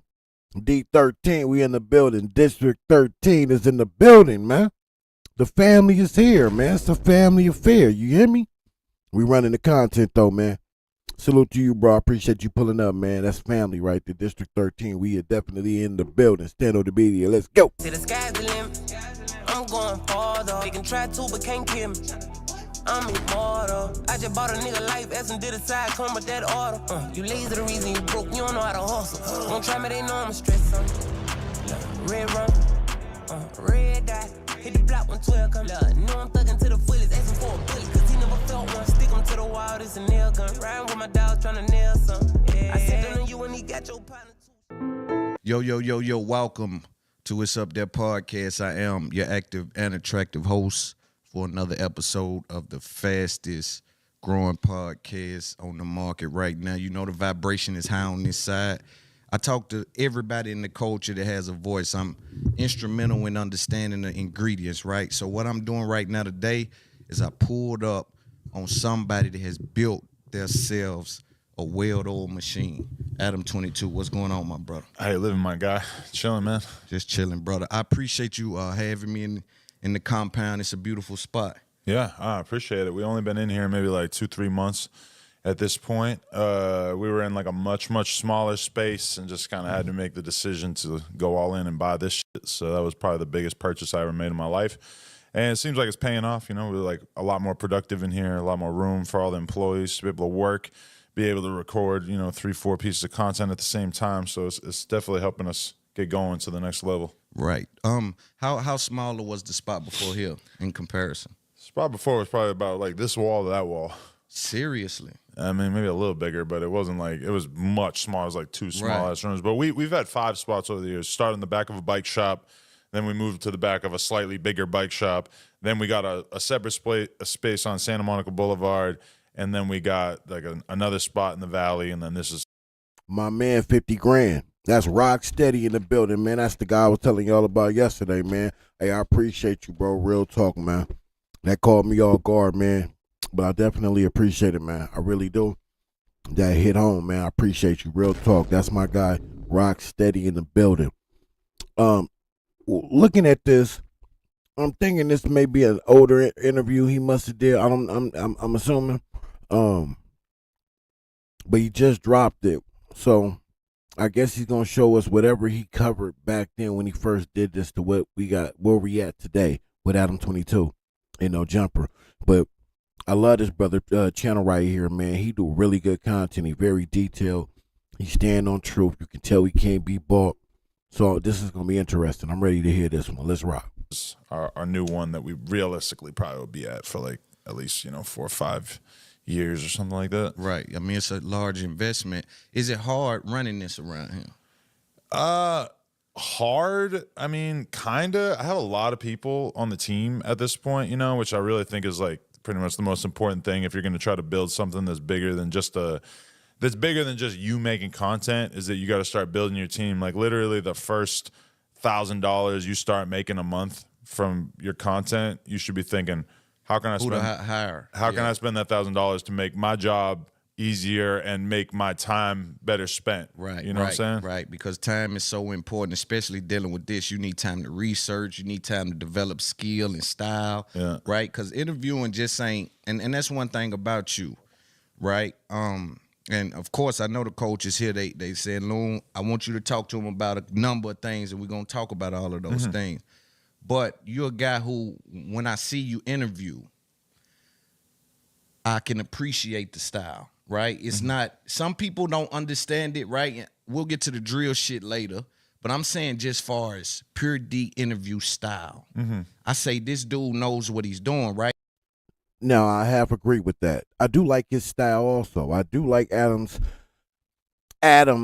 in the words of 4 Extras. I do like Adam's style when he do his interviews. I definitely like his style. I don't like some of the methods though that he used. The methods. I'll tell my people that I love them. I rock with them. We a team. We a family. We a unit. But I'm gonna go ahead and ask y'all federal ass questions and just see and leave it up to y'all to see if you gonna answer it or not. Man, you getting people that's right off the street, fresh off the press. Right? Fresh off the press. Not saying that they never been in a 500 fortune company or nothing like that, because just because they fresh off the press, we got family members that got money, man, that have been doing big things. But when you ain't conditioned to live like that every single day, it takes some time to get your mind warped to that. And we talking about young gentlemen, fresh off the press, right off the porch.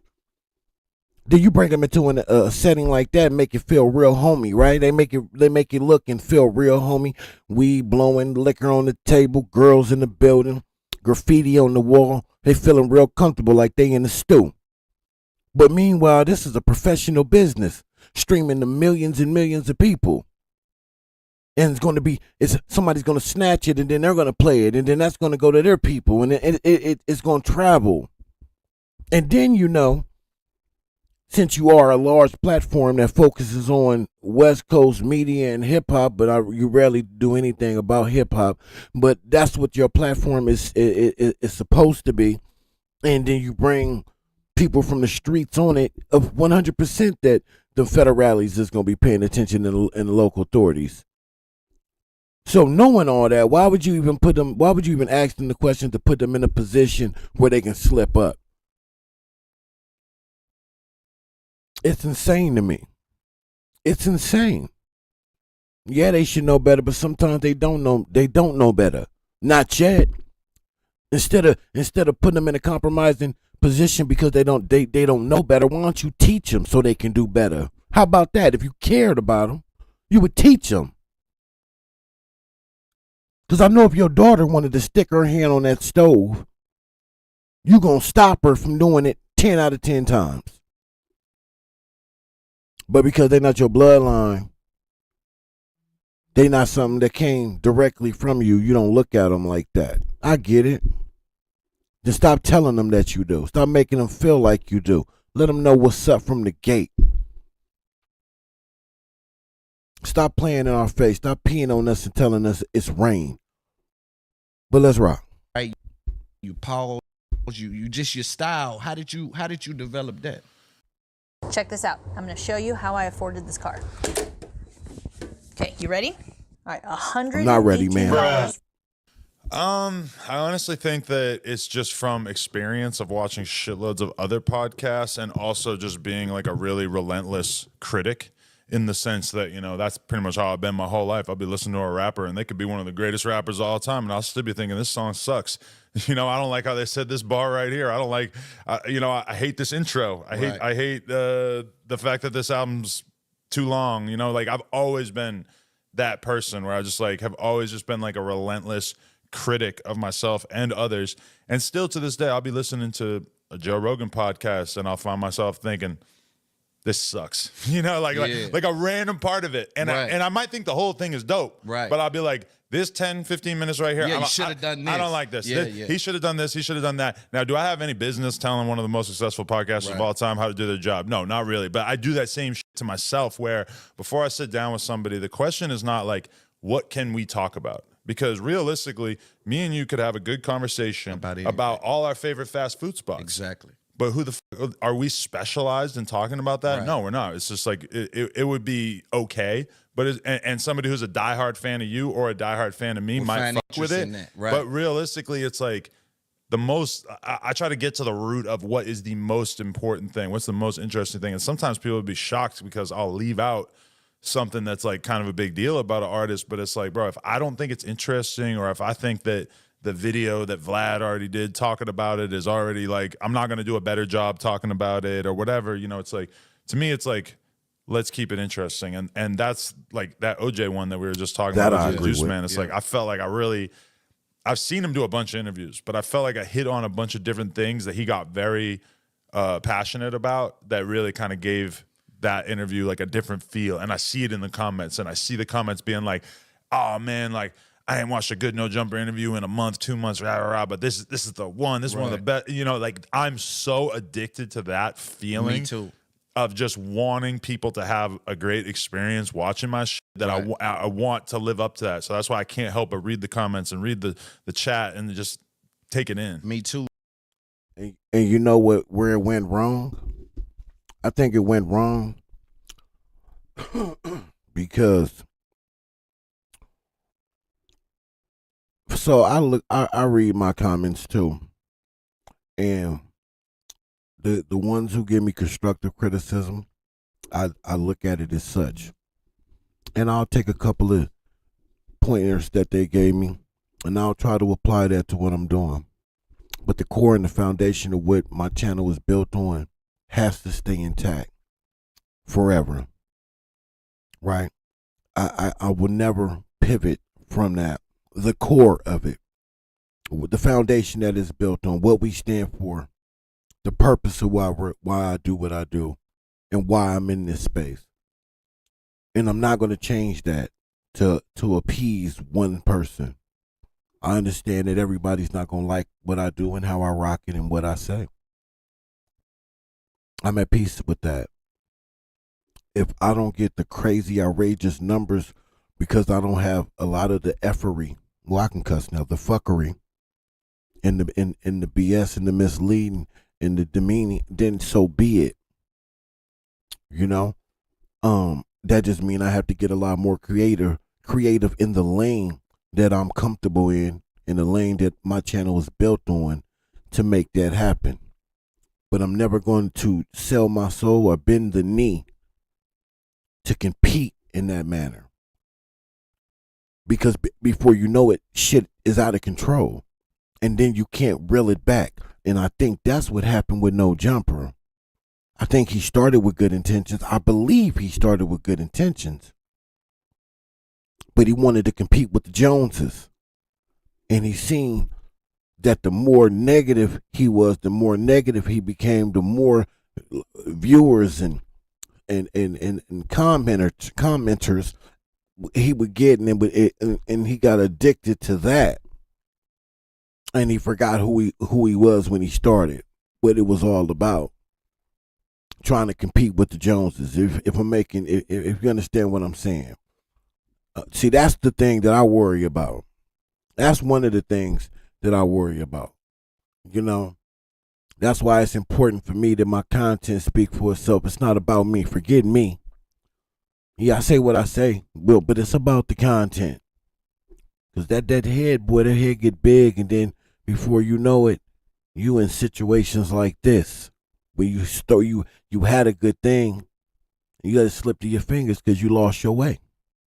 Man, and I think it's so important. You know, we may be unique in that. You know, a lot of people shy away from the comments, shy away from the critique.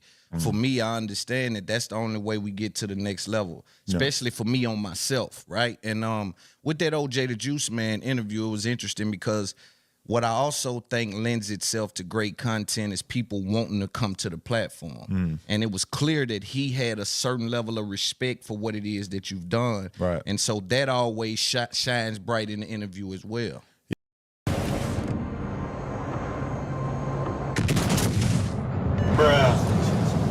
Yeah, because like I felt like the best interviews are the ones where you really love the person, where you're such a big fan, you have so much respect for them, because it becomes hard to give a bad interview when you know that the person who's interviewing you really just fucks with you. And with the OJ thing, I just started out. I was like, listen, here's a little story about a time in 2009 when I saw you perform at the very beginning of your career. Let me tell you about this random video I remember from back in the day, yada, yada. Just keep hitting him over the head with just shit that shows that I have an actual respect for him. Because it's easy for a rapper if they sit down and get asked some bullshit-ass question, it's easy for them to start treating the interview like a joke and not care and not really give anything of themselves. But respect will get you so far, because I've seen Snoop Dogg, or actually, this is just an example because I can't remember if it's a real thing or not, but like somebody like Snoop Dogg will sit down and do an interview with Larry King, right? And Larry King's like ancient fucking CNN interviewer, just for anybody who doesn't know, but like Larry King will say some shit that I could never say. He'll say, what's it like being a Crip? Just straight out, one line. I can't say that. That's a retarded question coming from me because I know too much. Right. But because Jay-Z has a lot of respect for Larry King, or Snoop Dogg has a lot of respect for Larry King, he'll sit there and he'll entertain. He'll give you a real fucking answer. He'll try to explain it to your old ass, knowing that you're 80 years old or whatever. It's just the dynamics are completely different too. Like you said, just that you really don't know. Like I can assume that anyway. Even if you do know, but if you're 80, I can assume you may be disconnected from that. Right. But if you ask it, it's more so like what you trying to get to with that. I saw Snoop Dogg doing an interview with Joe Rogan, and Joe Rogan said, "So is the East Coast West Coast beef still a thing?" Yeah. Just flat out one line. I was laughing because, like, to me, that's a crazy thing to say. You're talking about some murders that happened, like, literally, like, almost 30 years ago. Long time. That, yes, they rocked hip-hop, but no, there's no East Coast, West Coast. That's not. Yeah, it's over. But Snoop Dogg sat there and gave him a real answer because it's Joe Rogan. You know? He respects him enough to break it down for him. Right, and that's what I'm saying, and that shines bright. And I have that in the culture, right? Everybody's reaching out to me. I've not reached out to nobody. You know what I'm saying? It's been like people are saying, man, the way you talk, what you talk about, we with that. And I think when you have that culture equity, that puts you in a very unique place. You've been able to get that culture equity, but you've been faced with criticism as well. People tend to call you a clout chaser. What's your definition of a clout chaser? Well, we're all clout chasers.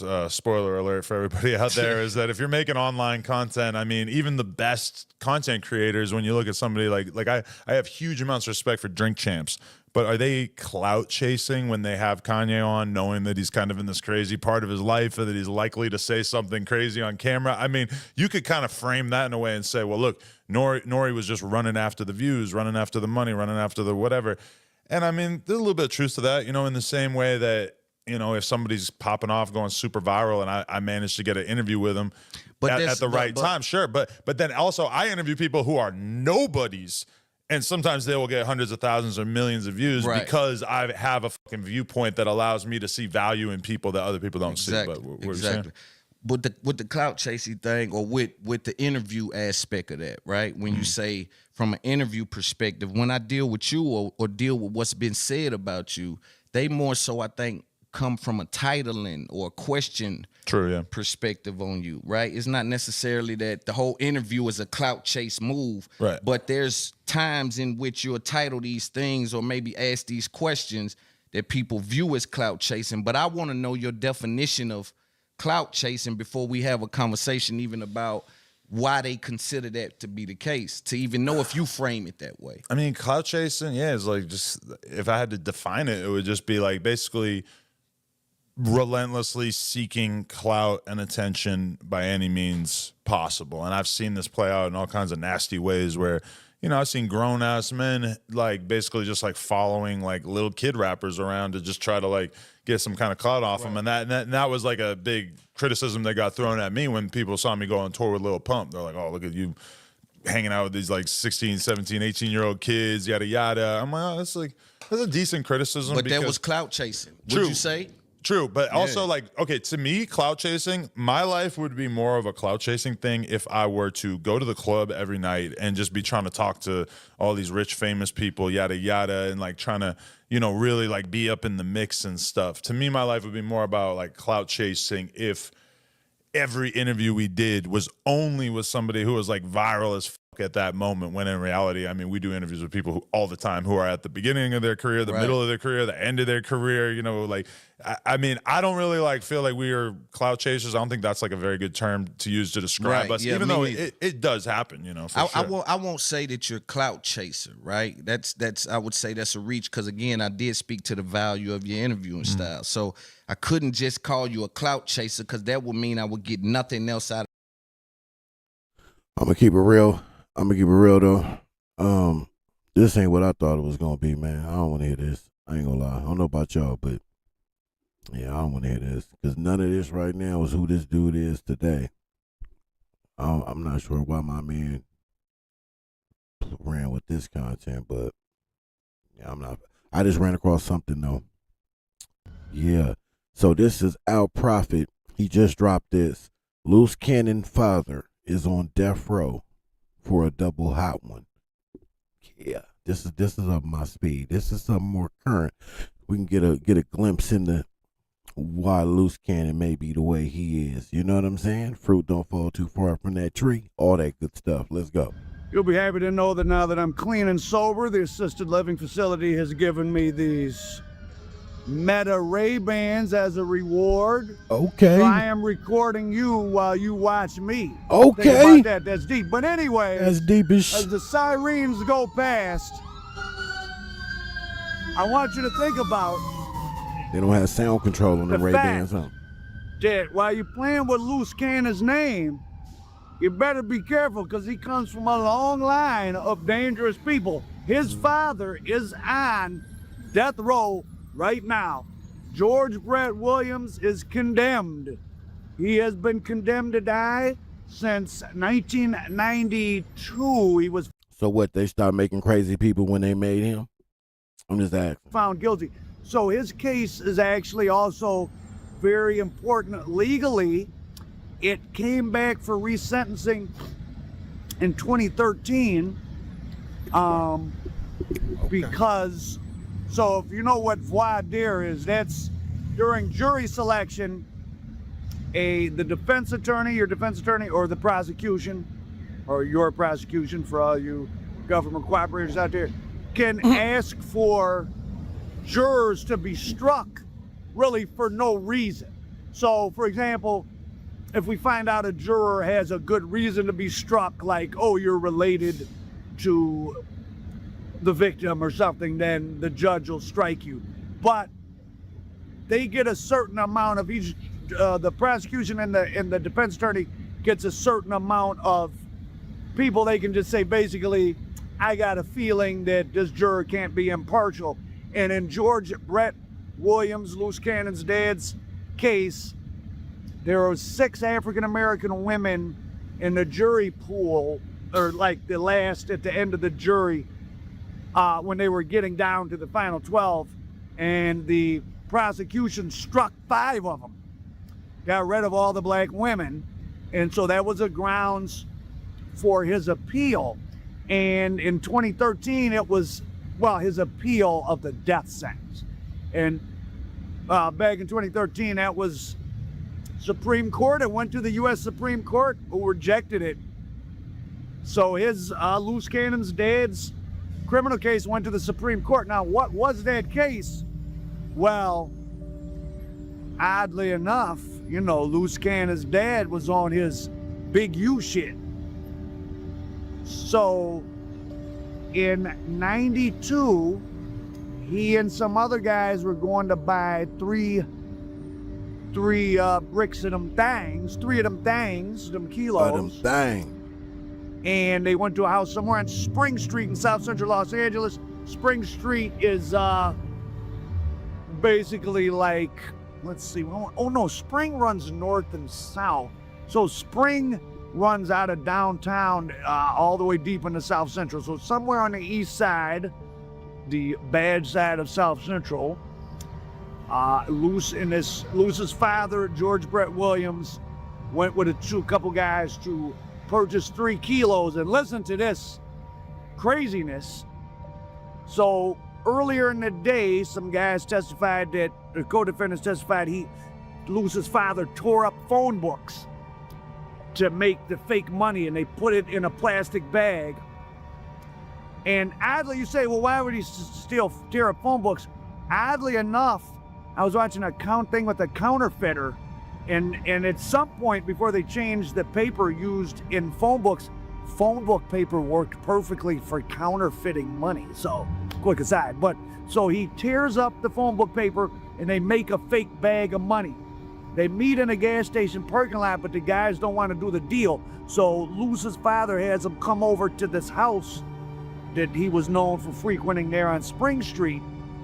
And the guys come inside. That music in the back is amazing. George, Loose's dad, puts the thing to him and makes him kneel on the ground. And he says, well, call. So the guy that they're robbing was a middleman, right? He's supposed to see the money and then call the guy with the bricks to bring it. That's the standard operating procedure. So Loose's dad is like, make the call. The guy's on his knees and he has the phone. And remember, this is back in the days of the rotary phone, if you don't remember. There's no tone, like, he tries to dial, but the phone's not working. So he tells Loose Cannon's father, George Brett Williams, there's no dial tone. So his dad is holding a gun to his chest, and he kneels down to get the phone.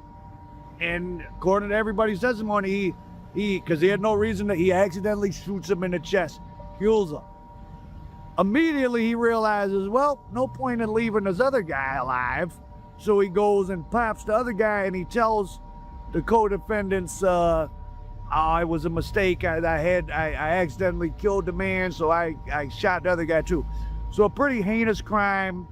This was coming just in the months right after the Rodney King verdict and the riot or uprising or civil unrest, whatever you want to call it.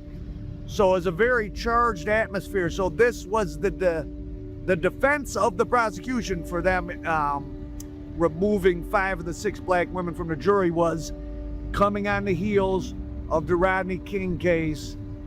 they felt that black women would not give the death penalty to a black male defendant.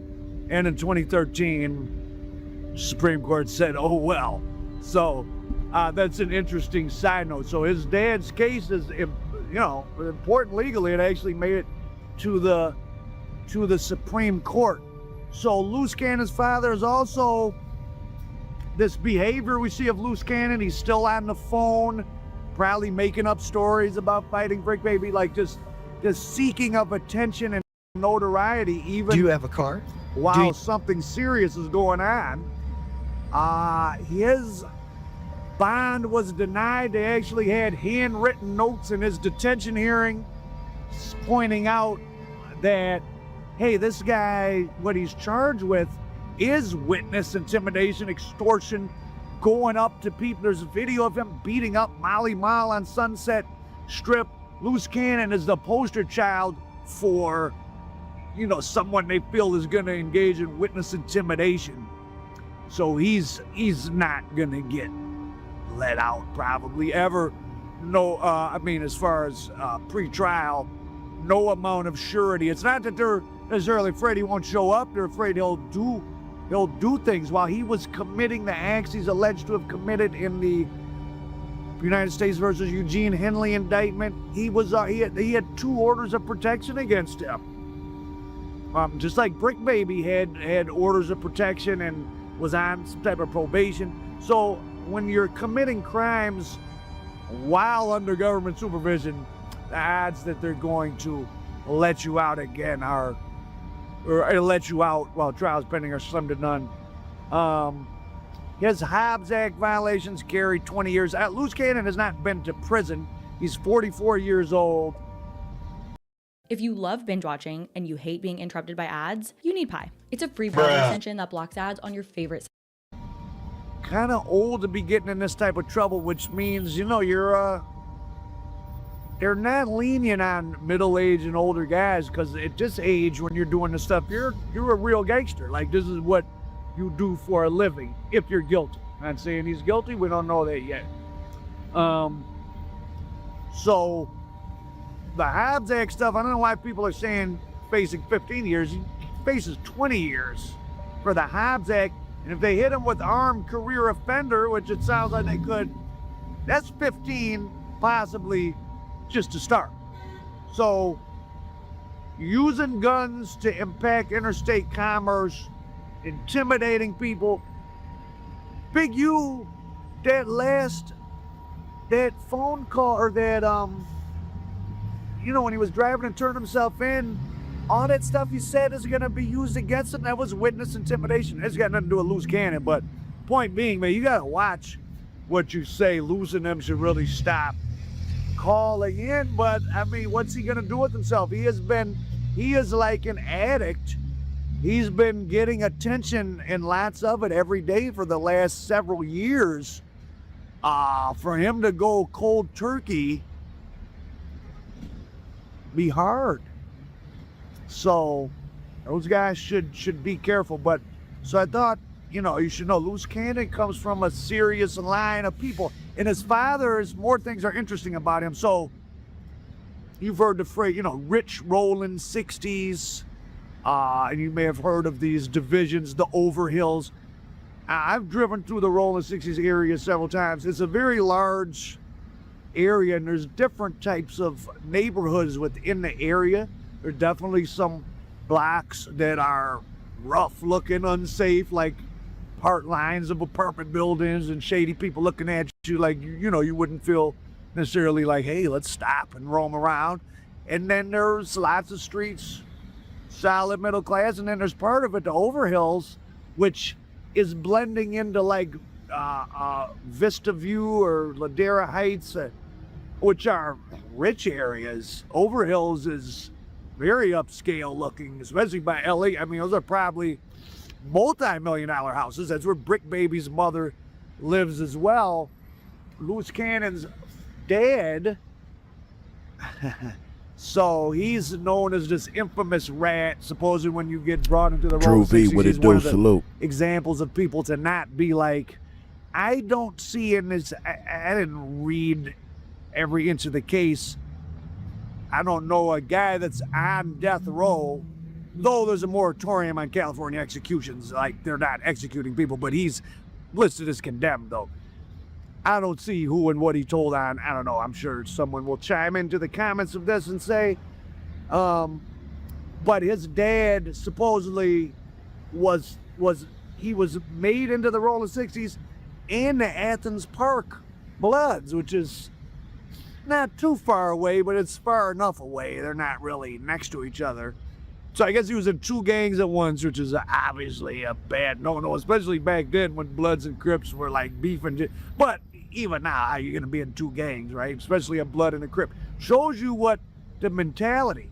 But his father was, you know, these guys like Luce, they have, you can think about them what you want, but obviously they have degrees of charisma. There's people that like them. I mean, Luce has been able to craft somewhat of a social media career. They're, you know, his father is 6'3". They're big guys, I guess, intimidating, talk a lot. I mean, whatever they were doing, it worked for him to a degree. And his father was known prior to the double homicide that he's condemned for. His father probably that's what he told on. Don't quote me, but now that I think about it, because there was a case where he supplied guns to some gang members and a mother and a son were killed, and somehow he got out of that. So maybe that's where he snitched on all the Rolling 60s. I would imagine that was the case. And he was known, he had a 190E that he drove to the scene of the double homicide. So he was out in the streets getting to it. He was in two gangs, he was snitching, and he was doing crime. So even after he had probably, I guess, snitched in some case on the members of the Rolling 60s for that gun thing, he's still out here setting up robberies and accidentally killing people. So truly, that name, man, I don't know. Father like son, boy. Father like son. Golly. Nasty, nasty work. Man, there's a lot of demons out here, man. Y'all just got to understand that. Y'all really got to understand that. And when they show you who they are, immediately believe them. You know? Get away from them. But if you choose not to, that's on your ass. Play stupid game, win stupid prizes. What his father's street name was, but the name of Loose Cannon kind of fits him. A scary person, like a dangerous, you can say what you want. Some of these guys that listen, the most antisocial people of all are the people that turn informant, snitch, whatever word you want to use, because they don't follow any rules, maybe even the basic rules of friendship and family. But I always say, and it's evinced in my studying of criminality, the most serious criminals are the most likely to work with the government. They're the most antisocial. If I would kill you because for $20,000, why wouldn't I put you in prison to keep myself out of prison? If I would shoot you because you're wearing the wrong color shoelaces at the hamburger stand, why would I not tell them the gang member I did it with did it instead of me so that I could go home? I'm already highly antisocial just for doing that stuff. So it shocks me that people are so shocked at people that tell, like, stay away from serious crime. If you're poor and you have limited opportunities and you're beating the streets to get some couple $100,000 to do something else with your life, hey. But don't break the law to make money to go throw it up in the air or to buy clothes to let some other men know that you're getting money. Don't break the law to shoot dice. Don't break the law to purchase them whores nasty for JJ because them bitches is giving it up. A bumpy face in a bump. Trust me. I'm gonna just keep my mouth shut. This game. Hey, you dropping some gems though. You're not ready for. Shit, none of that shit worth Back it. to George Brett Williams. So he is condemned. That's Loose Cannon's father. Loose Cannon said he's only talked to him a few times. You know, that really him being a rat has nothing to do with Loose Cannon. Loose Cannon, I doubt, is going to be any type of informant. Has a lot to He do with likes it. his social dad made him status feel like it was too acceptable. much. As Loose Cannon would love to be the guy in prison, even if he had to do a dime. Like, yeah, I was out there doing that wild shit and I held it down and I was on social media. Now, what will people in prison think about him? Again, in a legal sense, the stuff Loose Cannon talked about on those shows, I think some of it's not true. And it's not why Big U was in trouble. Big U was on wiretaps. Big U took marked money. But certainly all the fellas sitting in the day room in the federal penitentiaries watching Loose Cannon talk about who we robbed and this, that, and the third, I think, I don't think that he would be conforming. From the YouTube interviews I watched with guys from the USPs, I don't think that conforms to expected protocol and standards, but hey, I ain't never been there and I don't know for sure. Nor do I plan nor wish to be at any U.S. penitentiaries. Shout out to all the guys in U.S. penitentiaries. For those of you that deserve to come home safe, please come home safe. For you lunatics, peace and blessings upon you. I hope your days are as easy as they deserve or as hard as you deserve. I don't know. Everybody ain't innocent. For those of you that are or were overcharged or who have done enough time or who were very young or who was mixed up with somebody else's bullshit, stay safe. Come home to your family. But we'll see what goes on. But, and then Brick Baby's. We got to find out Brick Baby's mother's case. Supposedly she did some time in the feds. That's where he got his rap name, the Brick Baby, the son of the Brick Lady. And it's something I found that's interesting is studying black crime through the 20th century, whether it's in Detroit, New York, here even in LA with gangs, even people that are not, it's not even about getting money, about tough guys. A lot of these guys are not from poverty. And I always tell people, beware the person that's in the street that doesn't have to be. Right? So if you grew up in a decent household or an upscale household, now that doesn't mean you're learning proper things. It could be very antisocial. But if you don't need to be out here financially, but you are, it might mean you fucked up. And if a guy is in his 30s or 40s and he's been out in the street for a long time, clearly he's tough enough to stay out here. So steer clear, and often they're more effective criminals because they do have some time management. They know how to work with money. They know how to change their behavior to be around different types of people. Whereas if you're really, a child of the night, meaning like me, the all black comedians got the joke, you drive through the ghetto at night and there's little kids outside at 2 a.m. Now, I wasn't outside when I was 5 or 2 in the morning, but I was outside at midnight when I was 7 or 8 at a liquor store in the hood because it was right next door to me. So if you are a child of the night, you might, is this guy giving me a ticket? Oh, no. Don't get nervous. Keep you your might thought. not know how to Let's act. go. Keep your thought. Took me some years to learn how to act properly around different type of people. When I got to the University of Michigan, I had to learn how to turn down my behavior because you act crazy, you don't even know it. But that's another story. That's a fact. Loose Cannon's father, George Brett Williams, condemned.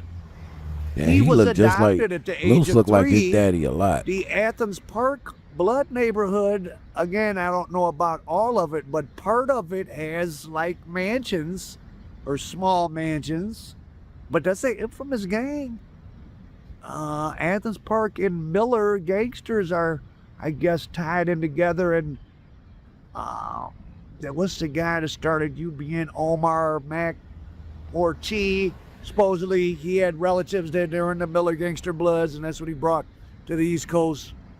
That's all shrouded in doubt and mystery. But point being, that was he grew up in a big house. The people that adopted him were supposedly millionaires they had a big daycare empire, or like an empire of homes for assisted living. So but you know, that's people I know that have a lot of those type of homes in Detroit segued into it from the heroin business. So I'm not saying that George Brett Williams' adoptive parents were involved in anything, because I don't know, but you never know.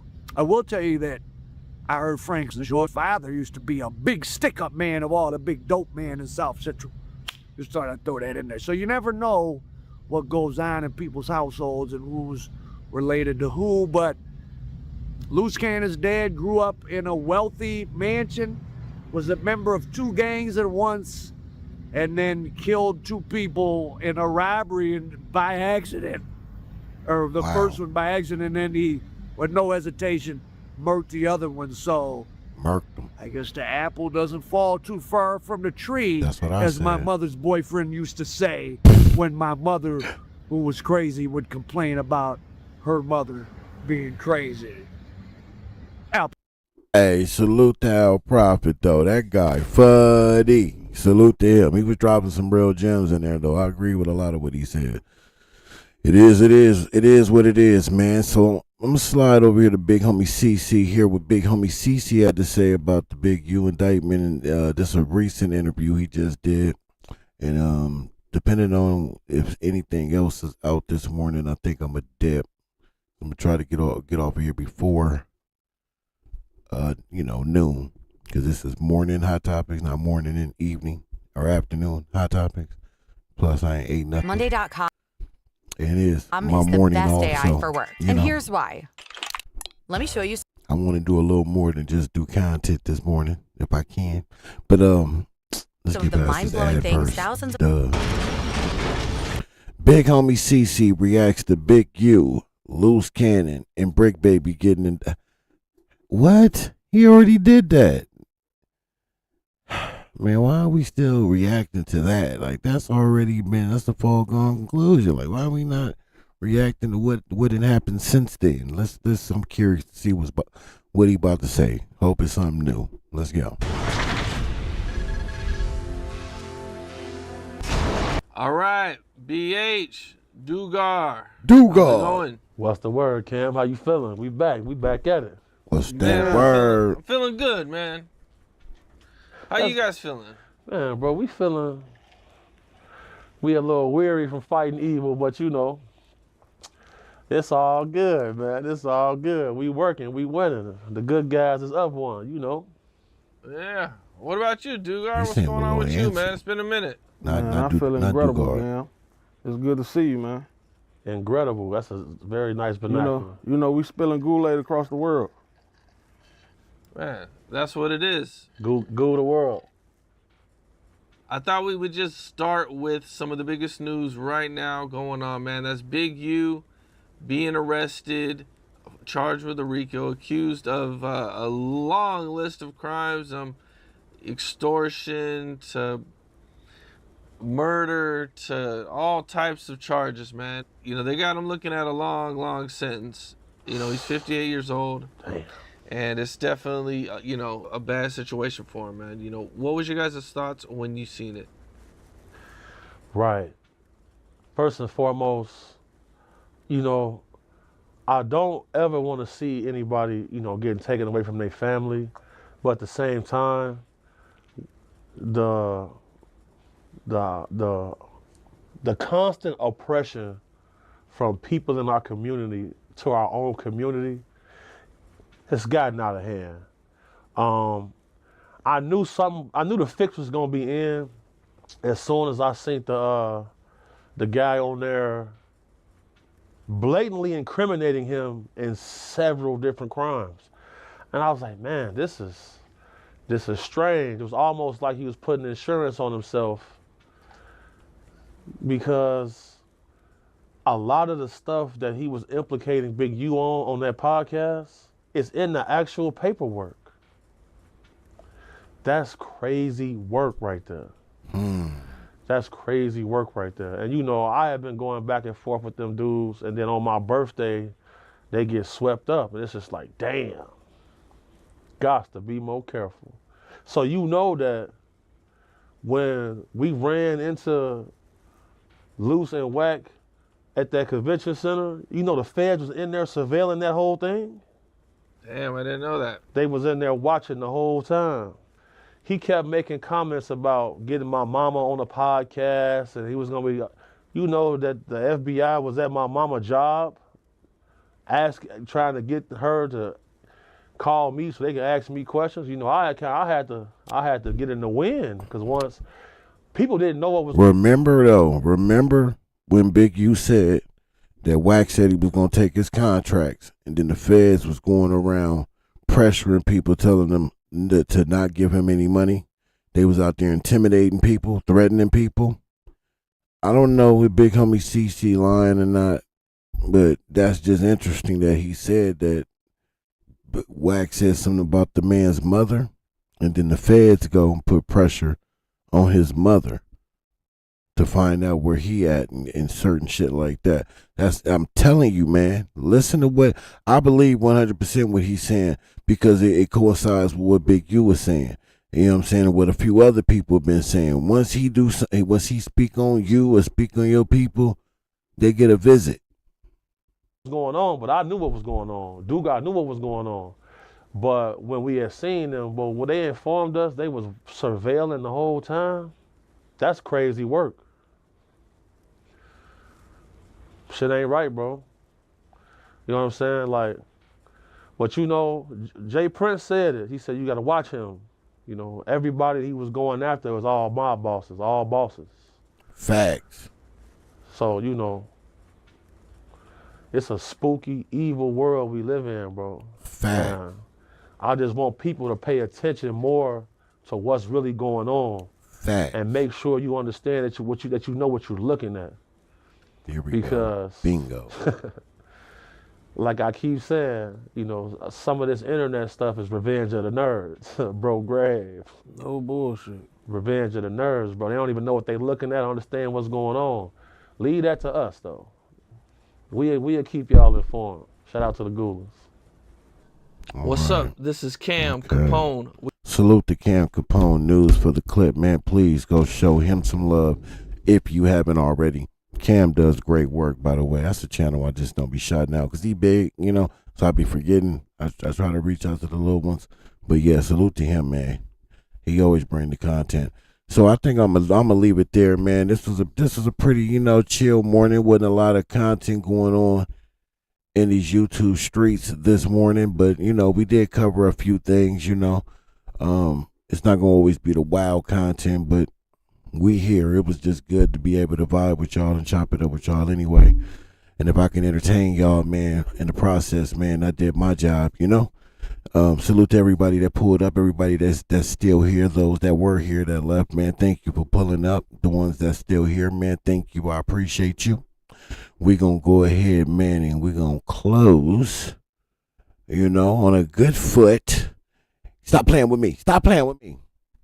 You know what I'm saying? On my mama. I think I need to do some 6 or 7 content because I like saying this shit, man. I like that nigga funny. I think I'm going to start covering him. Stop playing with me. Stop playing with me. On my mama.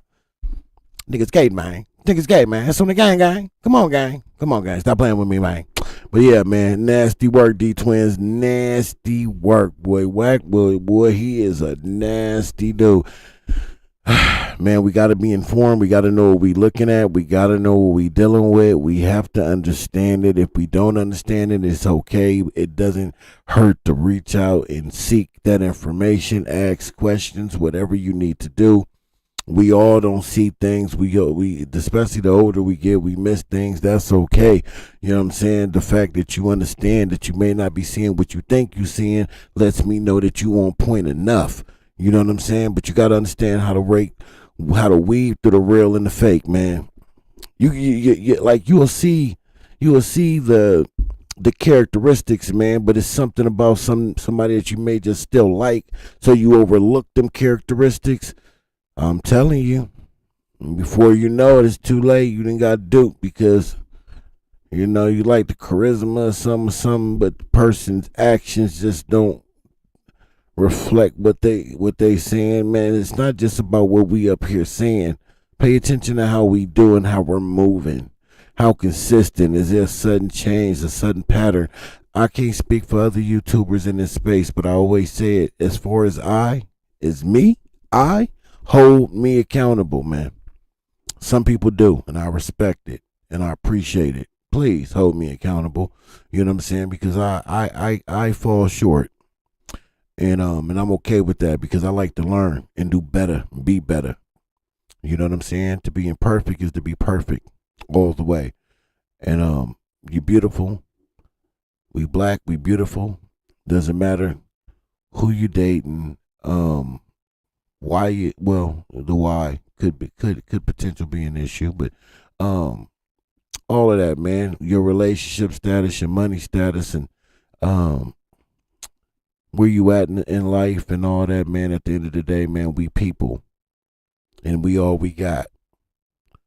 You know, some people will be well off than others. Some make mistakes that, you know, mistakes that you won't make or you wouldn't think to make. That don't mean just write them off, man. You know, educate, inform, reach out. Don't turn your back on them. You know, it's a lot, but I can keep going and I'm not. So, man, salute to everybody out there again, man. I want everybody to have a great Friday, have a great weekend. I want to go live again when there's some content so we can chop it up again. I was thinking about doing, I hate to say Q&A like I'm somebody, but I do know some people be wanting to, you know, get to know me a little bit more and all that, because I usually just go live and do content. So I've been thinking about doing something like that, just a chill live where we just chopping it up, and then, you know, some content out there we cover it. Other than that, we get to know each other. I want to do something like that where I get to know more about the people who rock with me and vice versa, because we a family, so we need to move like that, you know, so we need to understand each other. So I'm thinking about doing something like that so soon. It may not be today, but it will be soon. But until then, man, until I catch y'all, man, I'll catch y'all on the other side, man. I'm gone. Let's go. Let's go. We gonna run this CS2 back. Hey, Steffi, we out, Steffi. Hey, you came late. Hey, De Niro Jones, we bringing it, man. We bringing it, bro.